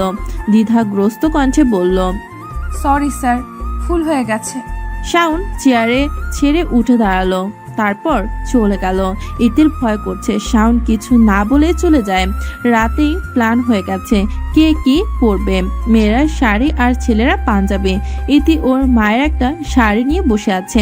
ইউটিউবে অনেক ভিডিও দেখে শিখে নিল কিভাবে শাড়ি পরতে হয়। নাসিমা বেগম এসে শাড়ির কুচি আঁচল ঠিক করলেন। মেয়েকে শাড়িতে দেখে চোখ সরাতে পারছেন না। চোখের কোণ থেকে আঙুলের ডগায় হালকা কাজল লাগিয়ে ইতির কানের পেছনে লাগালো। তারপর বললেন, কারো নজর না লাগুক। ইতি গাড়ি থেকে নেমে গেল। দরজায় হেলান দিয়ে দাঁড়িয়ে রইল। স্যারের বাড়ির দিকে যাওয়ার চিপা গলিতে গাড়ি ঢুকতে পারে না, এই কারণে রাস্তায় দাঁড়িয়ে থাকতে হচ্ছে। ইতি স্যারকে ফোন দিল। তিনি বললেন তিনি রাস্তায় ছিলেন। ইতি মাটির দিকে তাকিয়ে আছে। শাওন বাম পাশে এসে দাঁড়ালো। সে কিছুক্ষণ তাকিয়ে থেকে বলল, শাড়ি? ইতি হাসলো, বলল, হ্যাঁ, ওরা সবাই শাড়ি পরবে। ইতি লক্ষ্য করলো স্যার আর তার জামা কাপড় একই রঙের। শাওন ইতস্তত করে বলল, আমি বুঝিনি তুমি সাদা শাড়ি পরবে। ইতি চোখ নামিয়ে নিল। তারপর দুজনে গাড়িতে উঠল। রেস্তোরাঁর পুরো টেবিল বুক করে রেখেছে শ্রাবণ। সে তার প্রেমিকার বন্ধুদের ট্রিট দেবে। শাওন লক্ষ্য করলো কারোরই মেজাজ ভালো নেই, সবার মুখে একটা উদাসীনতা। শ্রাবণ জিজ্ঞেস করলো, কি হয়েছে? আপনারা সবাই এভাবে বসে আছেন কেন? মুন্নি বিরক্ত গলায় আভ্রুর বোকামের কথা বলল। শ্রাবণ বলল, অভ্র, তোমার এটা করা উচিত হয়নি। দেখো সবাই আছে, কিন্তু তোমার অন্য বন্ধু নেই। আভ্রু বলল, আমি ভেবেছিলাম এই উসিলায় হয়তো ইতি আর ওরসার কাছাকাছি আসবে। কিন্তু তোমার চিন্তা লাভ কম ক্ষতি বেশি করেছো। সরি। রুবেল বলল, ইতি থাকলে মজা হতো। শ্রাবণ সবার পছন্দের খাবারের অর্ডার দিল। আভ্রু এখনো বলেনি সে কি খাবে। শ্রাবণ নিচু গলায় বলল, ম্যাডাম কিছু বলবেন নাকি চুপ করে থাকবেন? আমার ভালো লাগছে না। শ্রাবণ গেটের দিকে তাকিয়ে দেখে দুজন কাপল গেট দিয়ে ঢুকছে। ওদের সেম পোশাক দেখে শ্রাবণ ধরে নিল ওরা কাপল। শ্রাবণ বলল, ওই কাবালটাকে দেখো, একসাথে কত সুন্দর লাগছে। শ্রাবণের দৃষ্টি অনুসরণ করে তারা গেটের দিকে তাকিয়ে চমকে উঠল। মুন্নি বলল, ইতি? ছেলেটা কে সাথে? মিম বলল। নাইম ভারী গলায় বলল, এমন সুদর্শন ছেলেও ভাড়া করেনি তো? রুবেল ধমক দিয়ে বলল, কি বাজে কথা, তিনি সম্ভবত ইতির সার। আফরু শ্রাবণের উদ্দেশ্যে বলল, ওরা কাপাল না? কাপল না, ওইটাই ইতি আর তার সাথে। ইতি টেবিলের কাছে এসে দাঁড়ালো। হাসি মুখে তাদের সঙ্গে স্যারের পরিচয় করে দিল। পরিচিত হয়ে খুশি হলো। আফরু কর্কশ কণ্ঠে বলল, তুই আসবি কাল, আমাকে কল করিসনি কেন? ইতি হাসলো, বলল, সারপ্রাইজ দিব বলে। আমি যদি আগে ফোন করে বলতাম তাহলে এমন অবাক হতি না। আফরু চোখ সরু করে বলল, তোকে পরে বোঝাবো। ওটার খাবার দিয়ে টেবিল ভরে দিল। নাইম তার খাবার বাদ রেখে মিমকে খাই দিচ্ছে। রুবেলও তাই করলো। শ্রাবণ আফরুর দিকে তাকিয়ে হাসছে। ইতি শাওনের দিকে ঝুঁকে পড়ল। সে ফিসফিস করে বলল, স্যার, ও স্যার। হ্যাঁ বলো। আমি কি আপনাকে খাওয়াবো? শাওন চোখ বড় বড় করে তাকিয়ে আছে। স্যার একটু। না। কেন? ওরা তো দিচ্ছে। কারণ তারা কাপল। আমি তোমার শিক্ষক। এখন শিক্ষক নন। বোঝার চেষ্টা করো। তুমি যা বলছো তাই করলে তারা ভাববে আমাদের মধ্যে সম্পর্ক আছে। কে কি ভাবলো তাতে আমার কিচ্ছু যায় আসে না। শাওন একটা দীর্ঘ নিঃশ্বাস ফেললো। গ্রামের রাস্তা দিয়ে 3টে গাড়ি যাচ্ছে। ইতি জানালা খুলে সবুজ ধান ক্ষেতের দিকে তাকালো। নন্দন পার্কে যাওয়ার কথা থাকলেও যাওয়া হয়নি। গাড়ি ঘুরিয়ে একটা গ্রামের রাস্তায় ঢুকলো। শহরের লোকেরা খুব বেশি পার্ক ও রেস্তোরাঁ যায়। তারা জানে না প্রকৃতি কত সুন্দর। প্রকৃতির নিদর্শন শুধু গ্রামেই পাওয়া যায়। শ্রাবণ গাড়ি ব্রেক করলো। তারপর একে একে 3টে গাড়ি থেকে মানুষ নামলো। একাকি এই নির্জন পথে প্রিয়জনের হাত ধরে হাঁটতেই শান্তি। কিছু দূর ওরা একে অপরের হাত ধরে জোড়ায় জোড়ায় এগিয়ে যাচ্ছে। ইতি ফ্যাল ফ্যাল দৃষ্টিতে শাওনের দিকে তাকালো। শাওন 2 হাত প্যান্টের পকেটে রেখে সোজা হাঁটছে। এতে বাকরুদ্ধ কণ্ঠে বলল, আহাম্মক, অনুভূতি বোঝে না। মৃদু হাওয়ায় ভেসে আসে কাঁচা ধানের মৃদু গন্ধ। ইতি খালি চোখে দেখে হাঁটতে লাগলো। হঠাৎ শাওন মৃদু গলায় নাম ধরে ডাকলো, ইতি। ইতি ধীর পায়ে হেঁটে যাচ্ছিল। হঠাৎ মাথা তুলে পাশের দিকে তাকিয়ে দেখলো সে নিরিবিলি রাস্তায় একা। আশেপাশে স্যার নেই। বৈষণ্য মাঠ আর দূর দূরান্তে ছড়িয়ে থাকা বড় বড় গাছ। কাউকে না দেখে ইতি একটু ভয় পেয়ে গেল। শাড়ির কুচি তুলে সামনের দিকে এগিয়ে গেল। স্যার কোনো দিকে না তাকিয়ে সোজা পথে হাঁটছেন। ইতি এরকম দৌড়ে শাওনের কাছে গেল। তারপর জোরে আওয়াজ দিল। শাওন ভুরু কুটি করলো। সে পেছন ফিরে দেখলো সে ইতির থেকে অনেক দূরে। শাওন চোখ নামিয়ে নিল। অনিচ্ছাকৃতভাবে তার চোখ বরাবর ইতির দিকে চলে যায়। মনে হচ্ছে সে একটি চুম্বন ও লোহা চুম্বক দ্বারা লোহা টেনে নেওয়া হচ্ছে। ইতি হাঁপাচ্ছে। সে সোজা হয়ে দাঁড়িয়ে বলল, আমাকে একা রেখে চলে আসলেন কি করে? আমার কোনো ক্ষতি হলে কি হতো? তুমি ধীর গতিতে হাঁটছিলে তাই পিছনে পড়ে গেলে, আমি খেয়াল করিনি। শাওন গভীর চিন্তায় পড়ে গেল। ইতির ডাকে সাড়া মেলেনি। ইতি এগিয়ে এলো। শাওনের হাত নেড়ে বলল, স্যার। সম্মতি মুখে শাওন বলল, কেউ দেখবে। ইতি হালকা আরেকটু শক্ত করে ধরে বলল, ধরেছি, আর ছাড়বো না। শাওন তার শক্তি ব্যবহার করে তার হাত ছাড়িয়ে নিল। 2জন ছেলে মেয়ে দাঁড়িয়ে আছে দেখে 4জন মধ্য বয়সী লোক এগিয়ে এসে হঠাৎ জিজ্ঞেস করলো, বাড়ি কোথায়? এখানে কি করছো? বাড়ি থেকে পালিয়ে এসেছো? আমাদের এলাকায় আগে দেখিনি। যুগল মাইয়াকে নিয়ে রাস্তায় ঘুরে বেড়াচ্ছ। দেখার জায়গা না থাকলে আমাকে দাও। ইতি হতবম্ব হয়ে গেল। সে শাওনের পেছনে লুকিয়ে আড়াল হয়ে যায়। শাওন ধীর কণ্ঠে বলল, পথ থেকে সরে যাও, আমাদের দেরি হয়ে যাচ্ছে। দেখ, দেখে তো পালিয়ে আসছস, আবার জোরে কথা বলছস। তোকে তো পরিস্থিতি হাতের বাইরে যাওয়ার আগেই এই জায়গা ছেড়ে চলে যেতে হবে। ইতি সাহস করে বলল, আমরা পালিয়ে আসিনি, গ্রামে বেড়াতে আসছি, দয়া করে আমাদের যেতে দিন। দ্বিতীয় লোকটি হেসে উঠল। এক হাত দিয়ে ছুঁতে চাইল। শাওন চিৎকার করে উঠল, ওকে টাচ করার সাহস করবেন না। আমি ছুবো, ধরবো, তুই কি করবি? তৃতীয় লোকটি হঠাৎ ইতির হাত চেপে ধরলো। ইতি চিৎকার করে উঠল। শাওন 2জনকে ধাক্কা মারলো। রাস্তার পাশে একটি বাঁশের গুঁড়ি আছে। হাত দিয়ে বাঁশ টেনে প্রথমে 2জন, পরে 4জনকে পিটিয়ে মাটিতে শুয়ে দেয়। ইতি বলল, স্যার, আপনার হাত দিয়ে রক্ত পড়ছে। শাওন তীক্ষ্ণ চোখে তাকিয়ে, বাঁশটা ফেলে দিন স্যার, আর মারলে ওরা মারা যাবে। যারা নারীদের অসম্মান করে তাদের বাঁচার অধিকার নেই। স্যার, তাদের দলের বাকিরা আসার আগেই আমাদের চলে যাওয়া উচিত, আর ঝামেলা হলে এখান থেকে সহজে বেরোতে পারবো না। শাওন বাঁশটা ফেলে দিল। তারপর ইতির হাত ধরে দক্ষিণের দিকে দৌড়ে গেল। তাদের দেখে অনেক দূর 2জনেই হাঁপাচ্ছে। ইতি বলল, পানি। এখানে পানি কোথায় পাবো? আশেপাশে কোনো দোকান নেই। শাওন বুঝতে পারলো সে এখনো ইতির হাত ধরে আছে। সঙ্গে সঙ্গে হাত ছেড়ে দিয়ে ঘুরে দাঁড়ালো। একটু দূরে একটা মেলা চলেছে।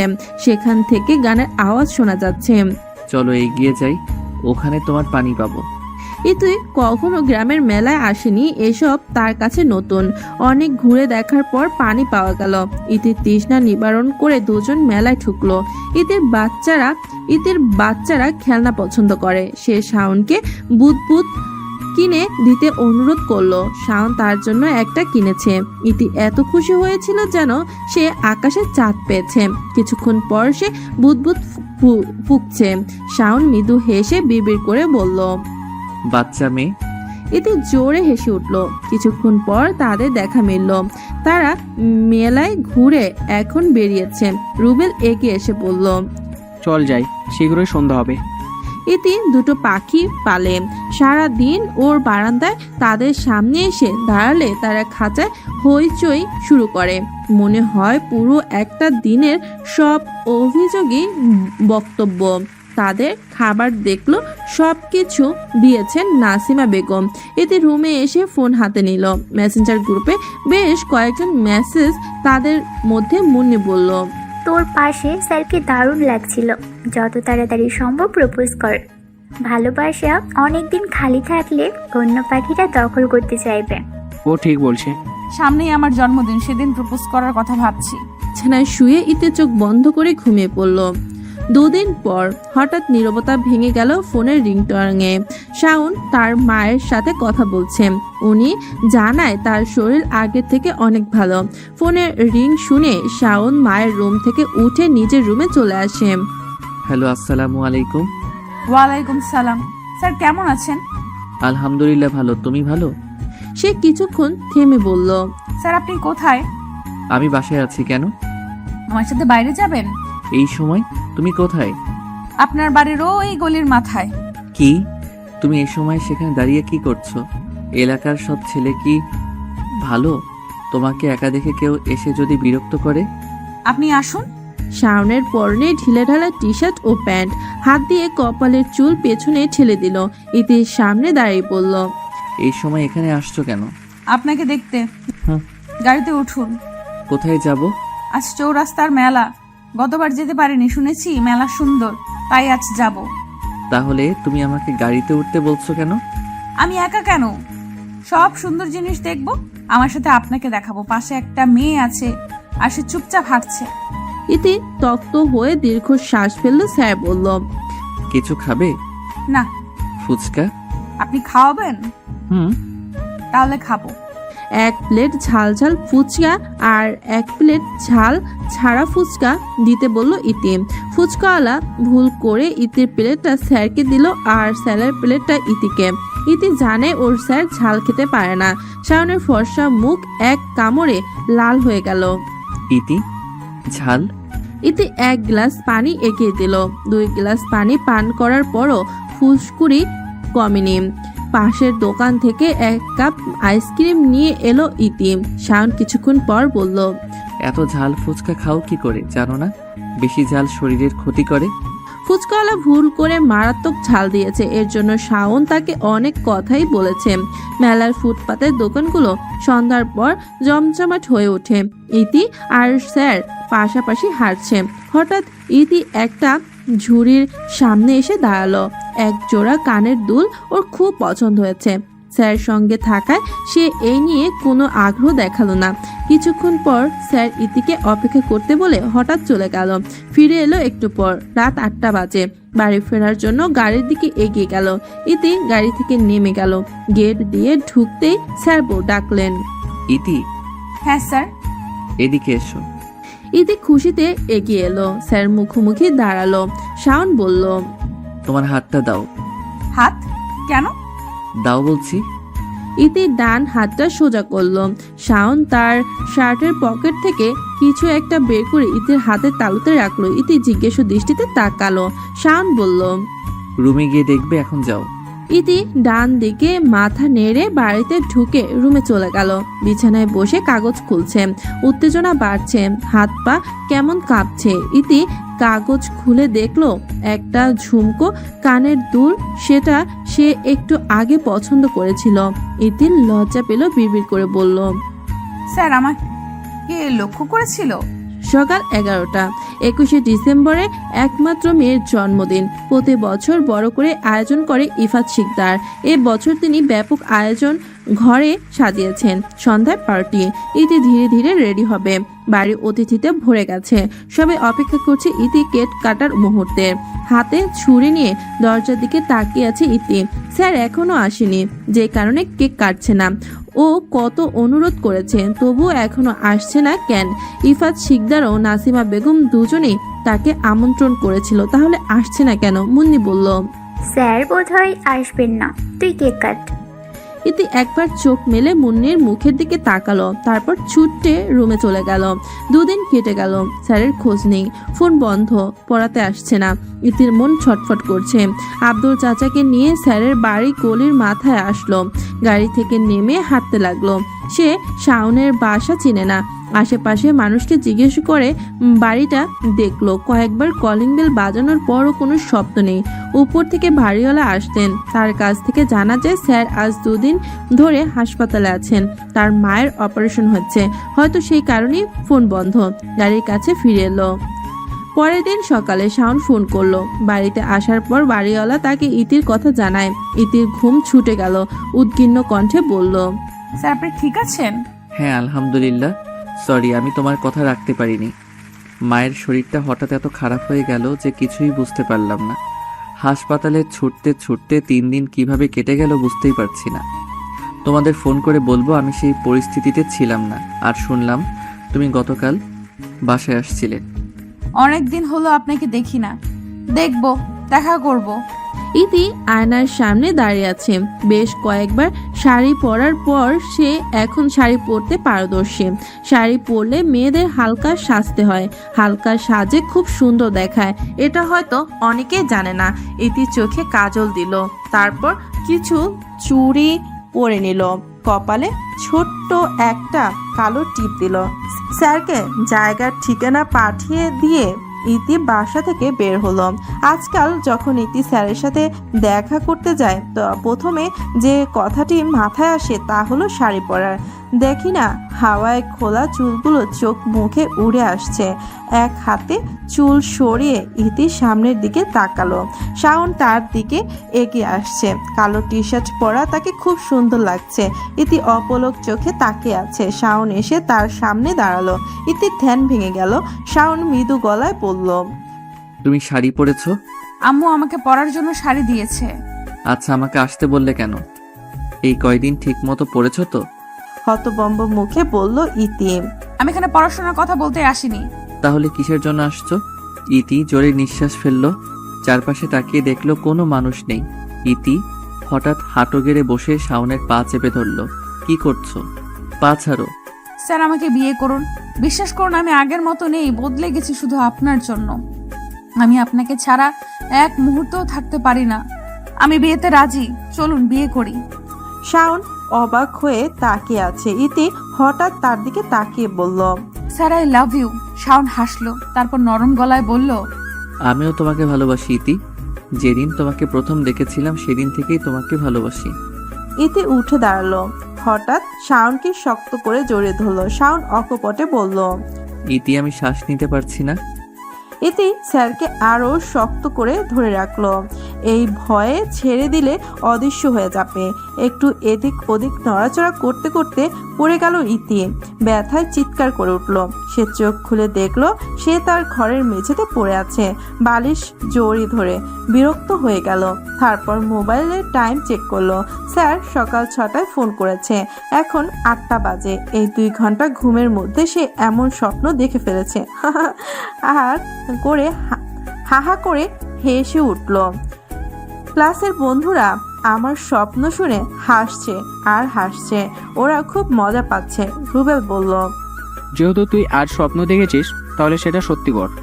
আব্রু বলল, তুই যেহেতু আজ স্যারের সাথে দেখা করতে যাচ্ছিস, মনের কথা খুলে বলিস। আর 3 দিন আগে তোর জন্মদিন চলে গেছে। হাসপাতালে অন্য একজন ডাক্তার শাওনকে তার চেম্বারে একা ডাকলেন। তিনি সত্যটা তাকে বললেন যে ডাক্তার তার মায়ের অপারেশন করেছিলেন। তিনি ভুল অপারেশন করে হাসপাতাল থেকে পালিয়ে গেছেন এবং পুলিশ তাকে খুঁজছে। তার ভুল চিকিৎসা এরই মধ্যে 2 জনের মৃত্যু হয়েছে, কিন্তু কোনো সাক্ষী প্রমাণ নেই।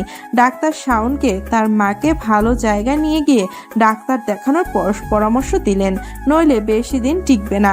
শাওন 2 দিনে গ্রামে 3 বিঘা জমি বিক্রি করে টাকা জোগাড় করে মাকে মাদ্রাসে চিকিৎসার জন্য নিয়ে যাবে। সকালে বাসায় আসার পর সব গুছিয়ে নিয়েছে। রাতেই মাকে হাসপাতাল থেকে ছাড়া হবে এবং সেখান থেকে বিমানবন্দরে যাবে।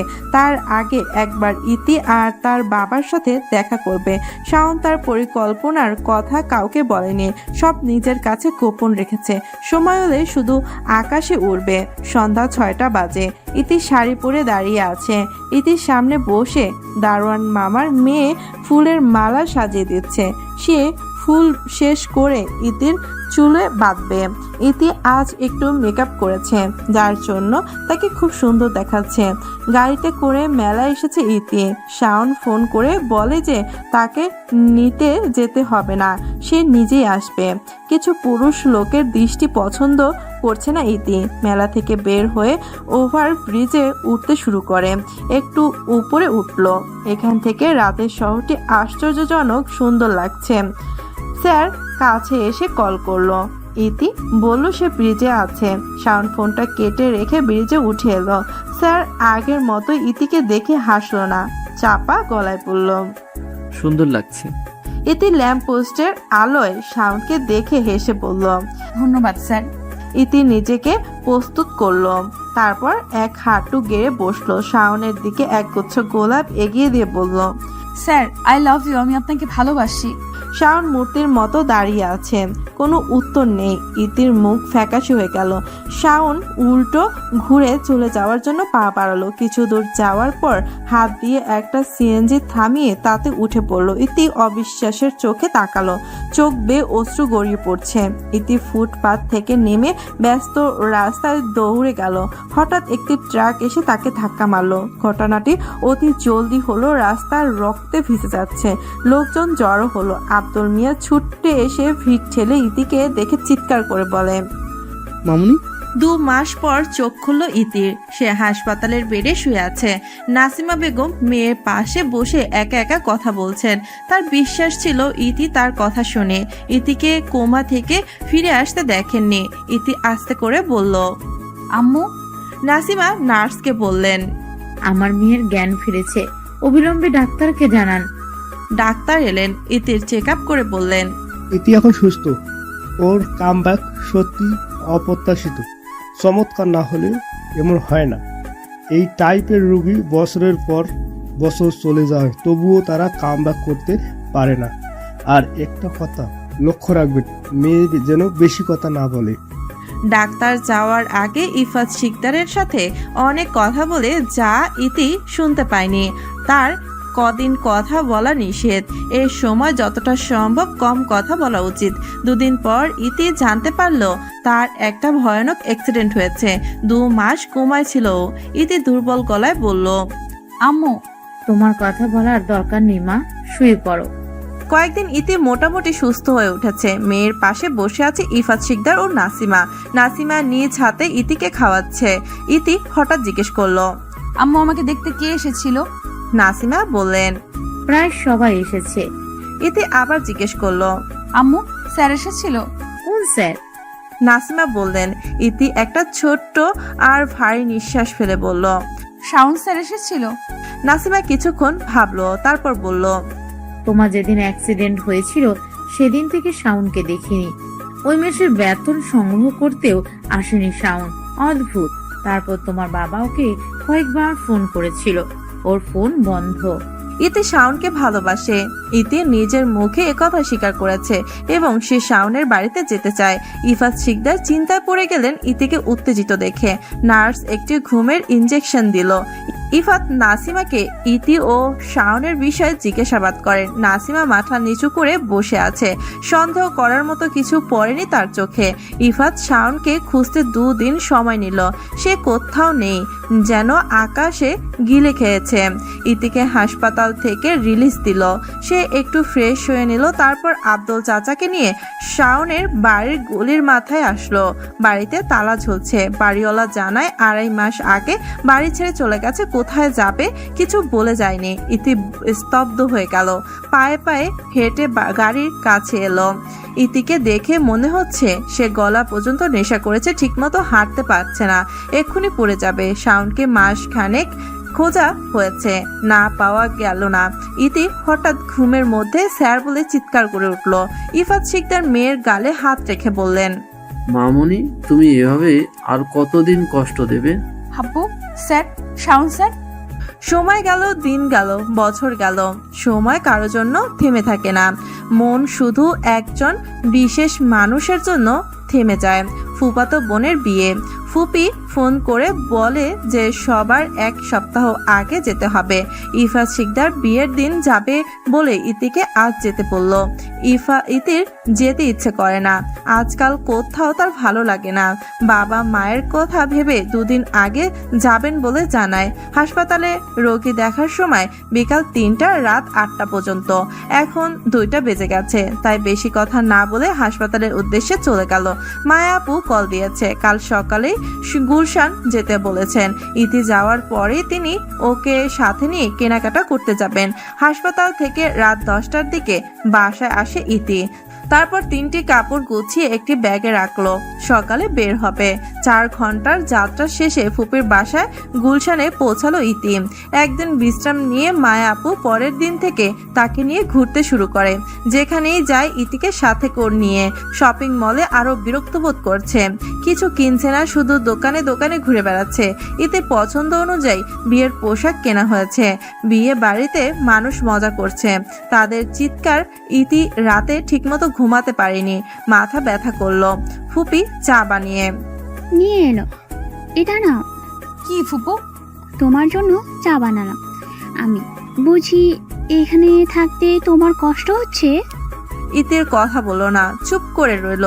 মায়া আপুর বিয়ে ও বিদায় সবকিছুর মধ্যে সবার আগে ছিল ইতি। এখন রাত 1টা বাজে। কাল সকালে গাজীপুর ফিরবে। রাস্তায় প্রচুর জ্যাম। কোনা বাড়ি যেতে 5 ঘন্টা লাগলো। ইতি আব্দুল মিয়াকে গাড়ি থামাতে বলল। চাচা গাড়ি থামান। আব্দুল মিয়া থামিয়ে জিজ্ঞেস করলো, কি হয়েছে মামুনি? এক তরুণী রাস্তার পাশে বসে কাঁদছে। ইতি গাড়ি থেকে নেমে মেয়েটির কাছে গিয়ে বসলো, তার সাথে কথা বলল। মেয়েটি এক চাচার হাত ধরে এখানে এসেছিল। ওই চাচা তাকে এখানে বসিয়ে গেল, আর আসেনি। ইতি বুঝলো এই মেয়েটা মেয়ে ধরার হাত থেকে রক্ষা পেয়েছে। ছোট হলেও তার বাড়ির ঠিকানা জানে। ইতি তার বাড়ির ঠিকানা জানতে চাইলো। স্কুলের পোশাক পরে বোধহয় স্কুলে থেকে এনেছে। ইতি প্রথমে তাকে কিছু খেতে দিল, তারপর তার নাম পরিচয় জিজ্ঞেস করলো। ছোট্ট তরুণী বলল, আমার নাম আফরোজা ইতি। ইতি ভুরুকুটি করলো, তারপর বলল, আমার নামও ইতি। তাহলে তো আমরা মিতা হলাম। আফরোজা ইতি জিজ্ঞেস করলো, আন্টি মিতা কি? যখন কারোর নাম অন্যের নামের সাথে মিলে যায় তারা মিতা হয়ে যায়। তুমি কি আমার বন্ধু? আব্দুল আফরোজা ইতির বাসার ঠিকানায় গাড়ি থামায়। বাচ্চা মেয়েকে নিয়ে গাড়ি থেকে নেমে পড়লো ইতি। দারোয়ান তাদের ভেতরে ঢুকতে দিল। বেল টেপার পর একজন ভদ্র মহিলা দরজা খুললেন। অশ্রুসিক্ত হয়ে তাকিয়ে আছেন। আফরোজা ইতিকে দেখেই তাকে জোরে ধরে কেঁদে ফেলল। দীর্ঘ 3 ঘন্টা ধরে তাকে খুঁজছেন তারা। ইতি বিস্তারিত জানালো। লুৎফুন্নাহার আন্তরিকতা দেখালো, খাবারের ব্যবস্থা করতে চেয়েছিল। ইতি কিছু খাবে না, মানা করে।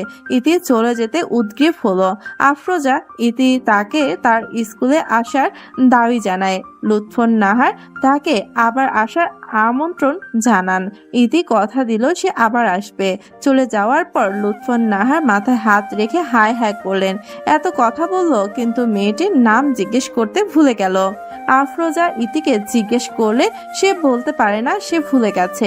শুধু মিতা টুকু মনে আছে। সপ্তাহ 2-1 পরে লুৎফুন্নাহার ফোন করে বললেন, আজ ইতির জন্মদিন, আর সে জন্মদিনে তার মিতাকে চায়। আমার নাতনি কিছুদিনের মধ্যেই তোমার প্রতি খুব আসক্ত হয়ে পড়েছে মা। সারা দিন তোমার কথাই বলে। তুমি আজ আসবে কিন্তু মা। ইতি আজ ফিরে, এর জন্য সে যাবে বলে জানিয়ে দিল। মুন্নির সাথে কথা বলে জেনে নিল বাচ্চাদের কি পছন্দ। তারপর শপিং মল থেকে কিছু উপহার কিনলো। ইতি আজকাল প্রায় শাড়ি পরে, আজ নাসিমার সাদা শাড়ি পরল। আফরোজা ইতির বাবার ফ্ল্যাটে বেশ সুন্দর করে সাজিয়েছেন। লোকে ভাড়া ফ্ল্যাট। এদিকে হঠাৎ আফরোজা ইতি দৌড়ে এসে তাকে জড়িয়ে ধরে বলল, তুমি আসছো মিতা? আমি জানতাম তুমি আসবে। এতে মৃদু স্বরে বলল, আমাকে তুমি ডাকছো, আমি আসবো না কেমন করে হয়? শুভ জন্মদিন। ইতির বাবা দূর থেকে দেখছিলেন। তিনি এগিয়ে এসে বললেন, আসসালামু আলাইকুম। আপনি ইতির বিশেষ অতিথি। ওর মুখে আপনার কথা অনেক শুনেছি। লোকটার গলা শুনে ইতি থমকে গেল। এই কণ্ঠ তার খুব পরিচিত। তার শরীর কাঁপতে লাগলো। তারপর উঠে দাঁড়ালো। আফরোজা ইতির বাবার দিকে মুখ করে দাঁড়িয়ে গেল সে। ইতি ক্ষীণ স্বরে বলল, স্যার। ইতি হঠাৎ চলে গেল। ছোট্ট মেয়েটার মন খারাপ হবে ভেবে অনুষ্ঠান শেষ করে বাড়ি ফিরে আসে ইতি। সে এখনো বিশ্বাস করতে পারছে না যে স্যার বিবাহিত এবং একটি মেয়েও আছে। বাসায় এসে দরজা বন্ধ করে ফুপিয়ে কেঁদে উঠল। সকাল সকাল জানালা দিয়ে শীতল বাতাস আর মিটমিট করে মিষ্টি রোদ এলো।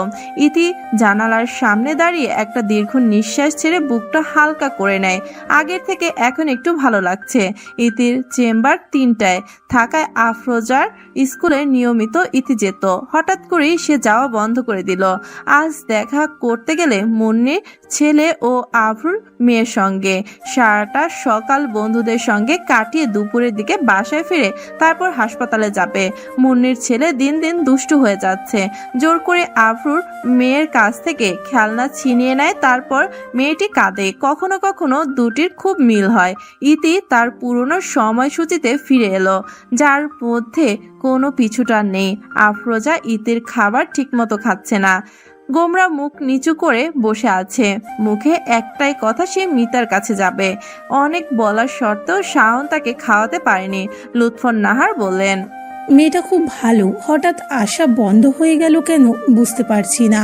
এখন স্কুলেও আসে না, 3 দিন কোনো খোঁজ নেই।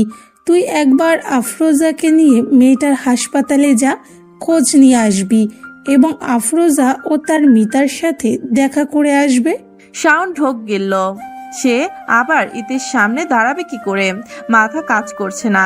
এই সময় লুৎফর নাহার বললেন, এই মেয়েকে আগে থেকে চিনিস? শাওন তাকালো, উত্তর দিল না। লুৎফর নাহার আবার বললেন, তোর মানিব্যাগে মেয়েটির ছবি আছে। আজ তোর মানিব্যাগে তার ছবি দেখলাম। এটা কি সেই মেয়ে যার জন্য কখনো বিয়ে করবি না বলে শপথ করেছিলি? শাওন চুপ করে আছে।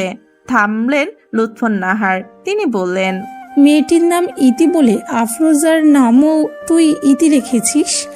আমি কি এটা ধরে নিতে পারি? হ্যাঁ মা, আমি তার থেকে দূরে থাকলেও আমার হৃদয় সবসময় তার সাথে ছিল। তাই আমি আফরোজা ইতির নাম রেখেছি, যাতে ইতি নামটি আমার ঠোঁটে থাকে। শাওন তাকালো, তারপর আবার বলল, হাসপাতালের নাম বলো, আফরোজাকে নিয়ে যাব। শাওন হাসপাতালে এসেছে, কোনো সিরিয়াল নাম্বার নেই। এই কারণে তাকে চেম্বারে ঢুকতে দেওয়া হয়নি। দেখা করতে এসেছে, তাই তাকে বিশ্রামের কক্ষে বসতে দেওয়া হলো। শাওন আর্জেন্ট দেখা করতে চেয়েছিলেন। নার্স বলল, ম্যাম একটু পর 30 মিনিটের বিশ্রাম নেবেন, তখন কথা বলতে সুবিধা হবে। এখন তিনি রোগী দেখার জন্য ঠিকমতো সময় দিতে পারবেন না। কথা অনুযায়ী নার্স 30 মিনিট পর শাওনকে ডাকলেন। আফরোজা চেম্বারে ঢুকে ইতির কাছে গেল। ইতি অবাক হয়েছে। শাওন ইতির ঠিক সামনে বসে আছে। আফরোজা গত 3 দিনের সব ঘটনা ইতিকে খুলে বলে এবং তাকে অনেক মিস করে। হাসপাতালের বুয়া এসে চা নাস্তা দিল। ইতির দিকে তাকিয়ে হঠাৎ শাওন বলল, ইতি। ওর কণ্ঠে এত আকুলতা ছিল, ইতি মুখ তুলে তাকালো। তারপর বলল, আমাকে ডাকছেন? আমার সাথে কথা বলবে না? কিছু বলার নেই। তুমি নিশ্চয়ই বিয়ে করেছো। স্বামী কি করেন? বিয়ে হয়নি। কেন? যাকে ভালোবাসি তাকে পাইনি। ইতির প্রতিটা কথাই স্পষ্ট। শাওন চুপ করে রইল। আফরোজাকে নিয়ে বাসায় ফিরল শাওন। আফরোজা দাদি দাদি বলে লুৎফর নাহারের কাছে গেল। গলা জড়িয়ে ধরে বলল, দাদি, আমি মিতার সাথে দেখা করছি। আচ্ছা, তুমি এখন রুমে যাও। তুই কি তাকে সব কথা বলেছিস? না, আমি কিছু বলতে পারিনি। আমি তাকে অসম্ভব কষ্ট দিয়েছি মা তার এই অভিমান কখনো ভাঙবে না।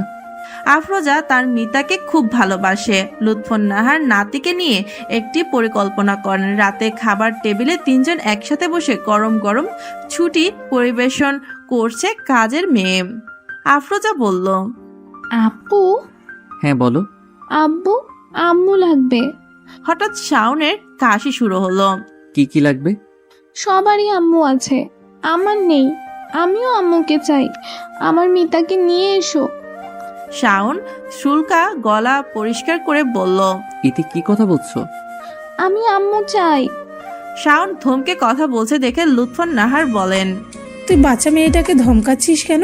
এছাড়া আর কত বছর একা থাকবি? তোরও একটা ভবিষ্যৎ আছে, তোকেও বিয়ে করে সংসার করতে হবে। তুমি বুঝো না মা, আমি ওকে অনেক কষ্ট দিয়েছি। শাওন টেবিল ছেড়ে চলে গেল। লুৎফর নাহার বললেন, তুমি চিন্তা করো না বুবু, তোমার জন্য আম্মু নিয়ে এসে তোমার দাদি শান্ত হবে। লুৎফর নাহার রুমে এলেন। ঘড়িতে সময়ের দিকে তাকিয়ে 10টা বাজার অপেক্ষা করছে। রাত 10টার দিকে ইতিকে কল দেয়। মিনিট 5 কথা বলার পর একটা লেকের নাম বলল, যেখানে কাল আসতে অনুরোধ করলো। ইতি আসবে। কুয়াশাচ্ছন্ন সকাল, গ্রামে এখন হালকা শীত, ধান শিশির ভেজা। লুৎফর নাহার ইতির সাথে টঙের দোকানে বসলো। অনেকক্ষণ পর লুৎফর নাহার বললেন, ইতিমা, তোমাকে এখানে আসতে বলেছি কারণ আমি তোমাকে কিছু বলতে চাই। হ্যাঁ আন্টি বলুন। লুৎফর নাহার বললেন, আমার শাওন খুব চাপা স্বভাবের, কখনো মুখ ফুটে কিছু চায়নি। আমার 2টি সন্তান, প্রথমটি একটি কন্যা, সে আর এই পৃথিবীতে বেঁচে নেই। শাওন তার চেয়ে 4 বছরের ছোট ছিল। সে তার বড় বোনকে ভালোবাসতো। সে হঠাৎ তার বিয়ের রাতে পালিয়ে যায়। আমার স্বামী তার অনুপস্থিতির কারণে ব্রেন স্ট্রোকে মারা গেছে। এরপর আর আমরা ওই মেয়ের সাথে যোগাযোগ করিনি। ধীরে ধীরে আমিও অসুস্থ হতে লাগলাম। গ্রামের ক্ষেত, ফার্ম, স্বামীর পেনশনের টাকায় সংসার চলত। শাওন ভালো ছাত্র ছিল, তাই শহরের একটি কলেজে চান্স পাই। আমরা গ্রাম থেকে শহরে আসি।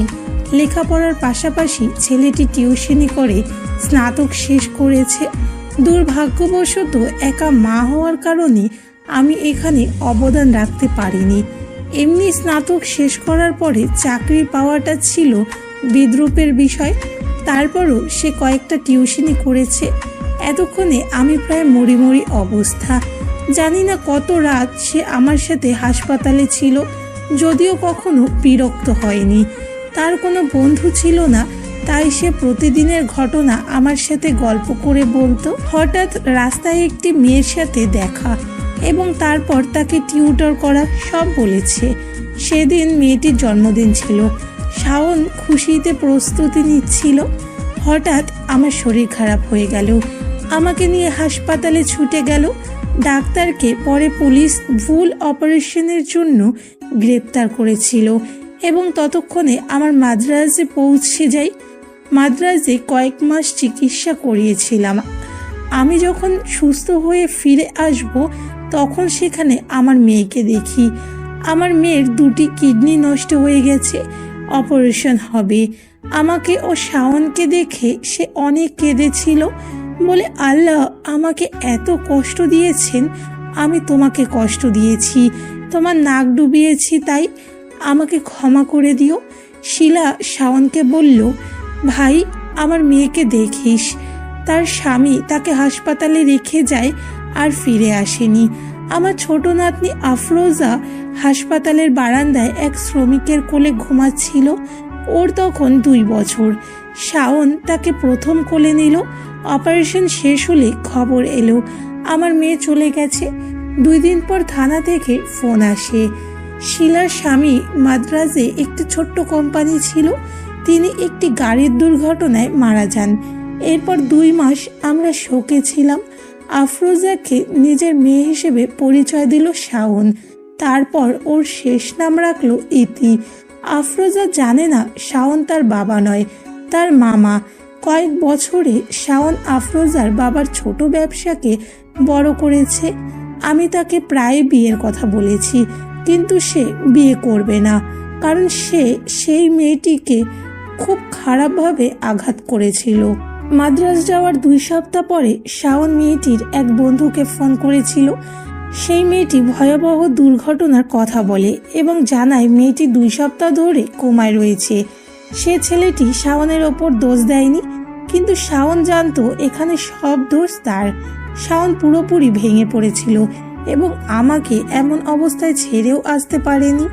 লুৎফর নাহার হাত দিয়ে চোখের পানি মুছে আবার বললেন, আমার ছেলে মেয়েটিকে তার কল্পনার চেয়েও বেশি ভালোবাসে, কিন্তু আফসোস সে তা জানে না। তার সম্পর্কে সব জেনেও আমি তার নাম বা চোখ কখনোই দেখিনি। শাওনের মানিব্যাগে মেয়েটির একটি ছবি আছে। আমি গতকাল মেয়েটির ছবিটা দেখেছি। সে তুমি। ইতির চোখ থেকে 1 ফোঁটা জল পড়লো, তারপর 2 ফোঁটা, তারপর আরো অনেক। লুৎফর নাহার হঠাৎ ইতির হাত ধরে বললেন, তুমি আমার ছেলেকে বিয়ে করো মা, তার অগোছালো জীবন নিখুঁতভাবে গুছিয়ে দাও। শাওন যে তোমাকে ছাড়া অসম্পূর্ণ থেকে যাবে। সন্ধ্যা 6টা বাজে। ইতি ব্রিজের উপর দাঁড়িয়ে আছে। কিছুক্ষণ পর শাওন এলো। ইতিকে দেখে সে একটু অবাক হলো। শাওন বলল, ইতি। ইতি শাওনের দিকে তাকালো না, সূক্ষ্ম গলায় বলল, বলুন স্যার। আমি আর তোমার স্যার নই। চিরদিন থাকবেন। শাওন কথা খুঁজলো, বলল, প্রতিদিন এখানে আসো? হ্যাঁ, পুরনো স্মৃতি আলিঙ্গনে আবদ্ধ করি। ব্যথা করে না? সব কষ্ট একে একে সুখের কাছে বিলিয়ে দিতে হয়। হাইওয়ের রোড হর হামেশাই বাসছে, বাতাস ঠান্ডা। ইতি গম্ভীর ভঙ্গিতে সামনের দিকে তাকায়। সে একবারও শাওনের দিকে তাকায়নি। হঠাৎ কণ্ঠ তুলল ইতি, স্যার। বলো। আমাকে বিয়ে করবেন? কি? চমকে উঠল শাওন। ইতি ঘুরে দাঁড়ালো, শাওনের দিকে তাকিয়ে বলল, চলুন বিয়ে করি। এটা সম্ভব না ইতি, আমার একটা মেয়ে আছে। আপনার বলে কিছু নেই স্যার। এখন থেকে আপনার যা আছে সবই আমার। আফরোজা আমারও। শাওন 2 আঙুল দিয়ে নাকের মাঝখানে রাখলো, চোখ বন্ধ করে ভাবছে।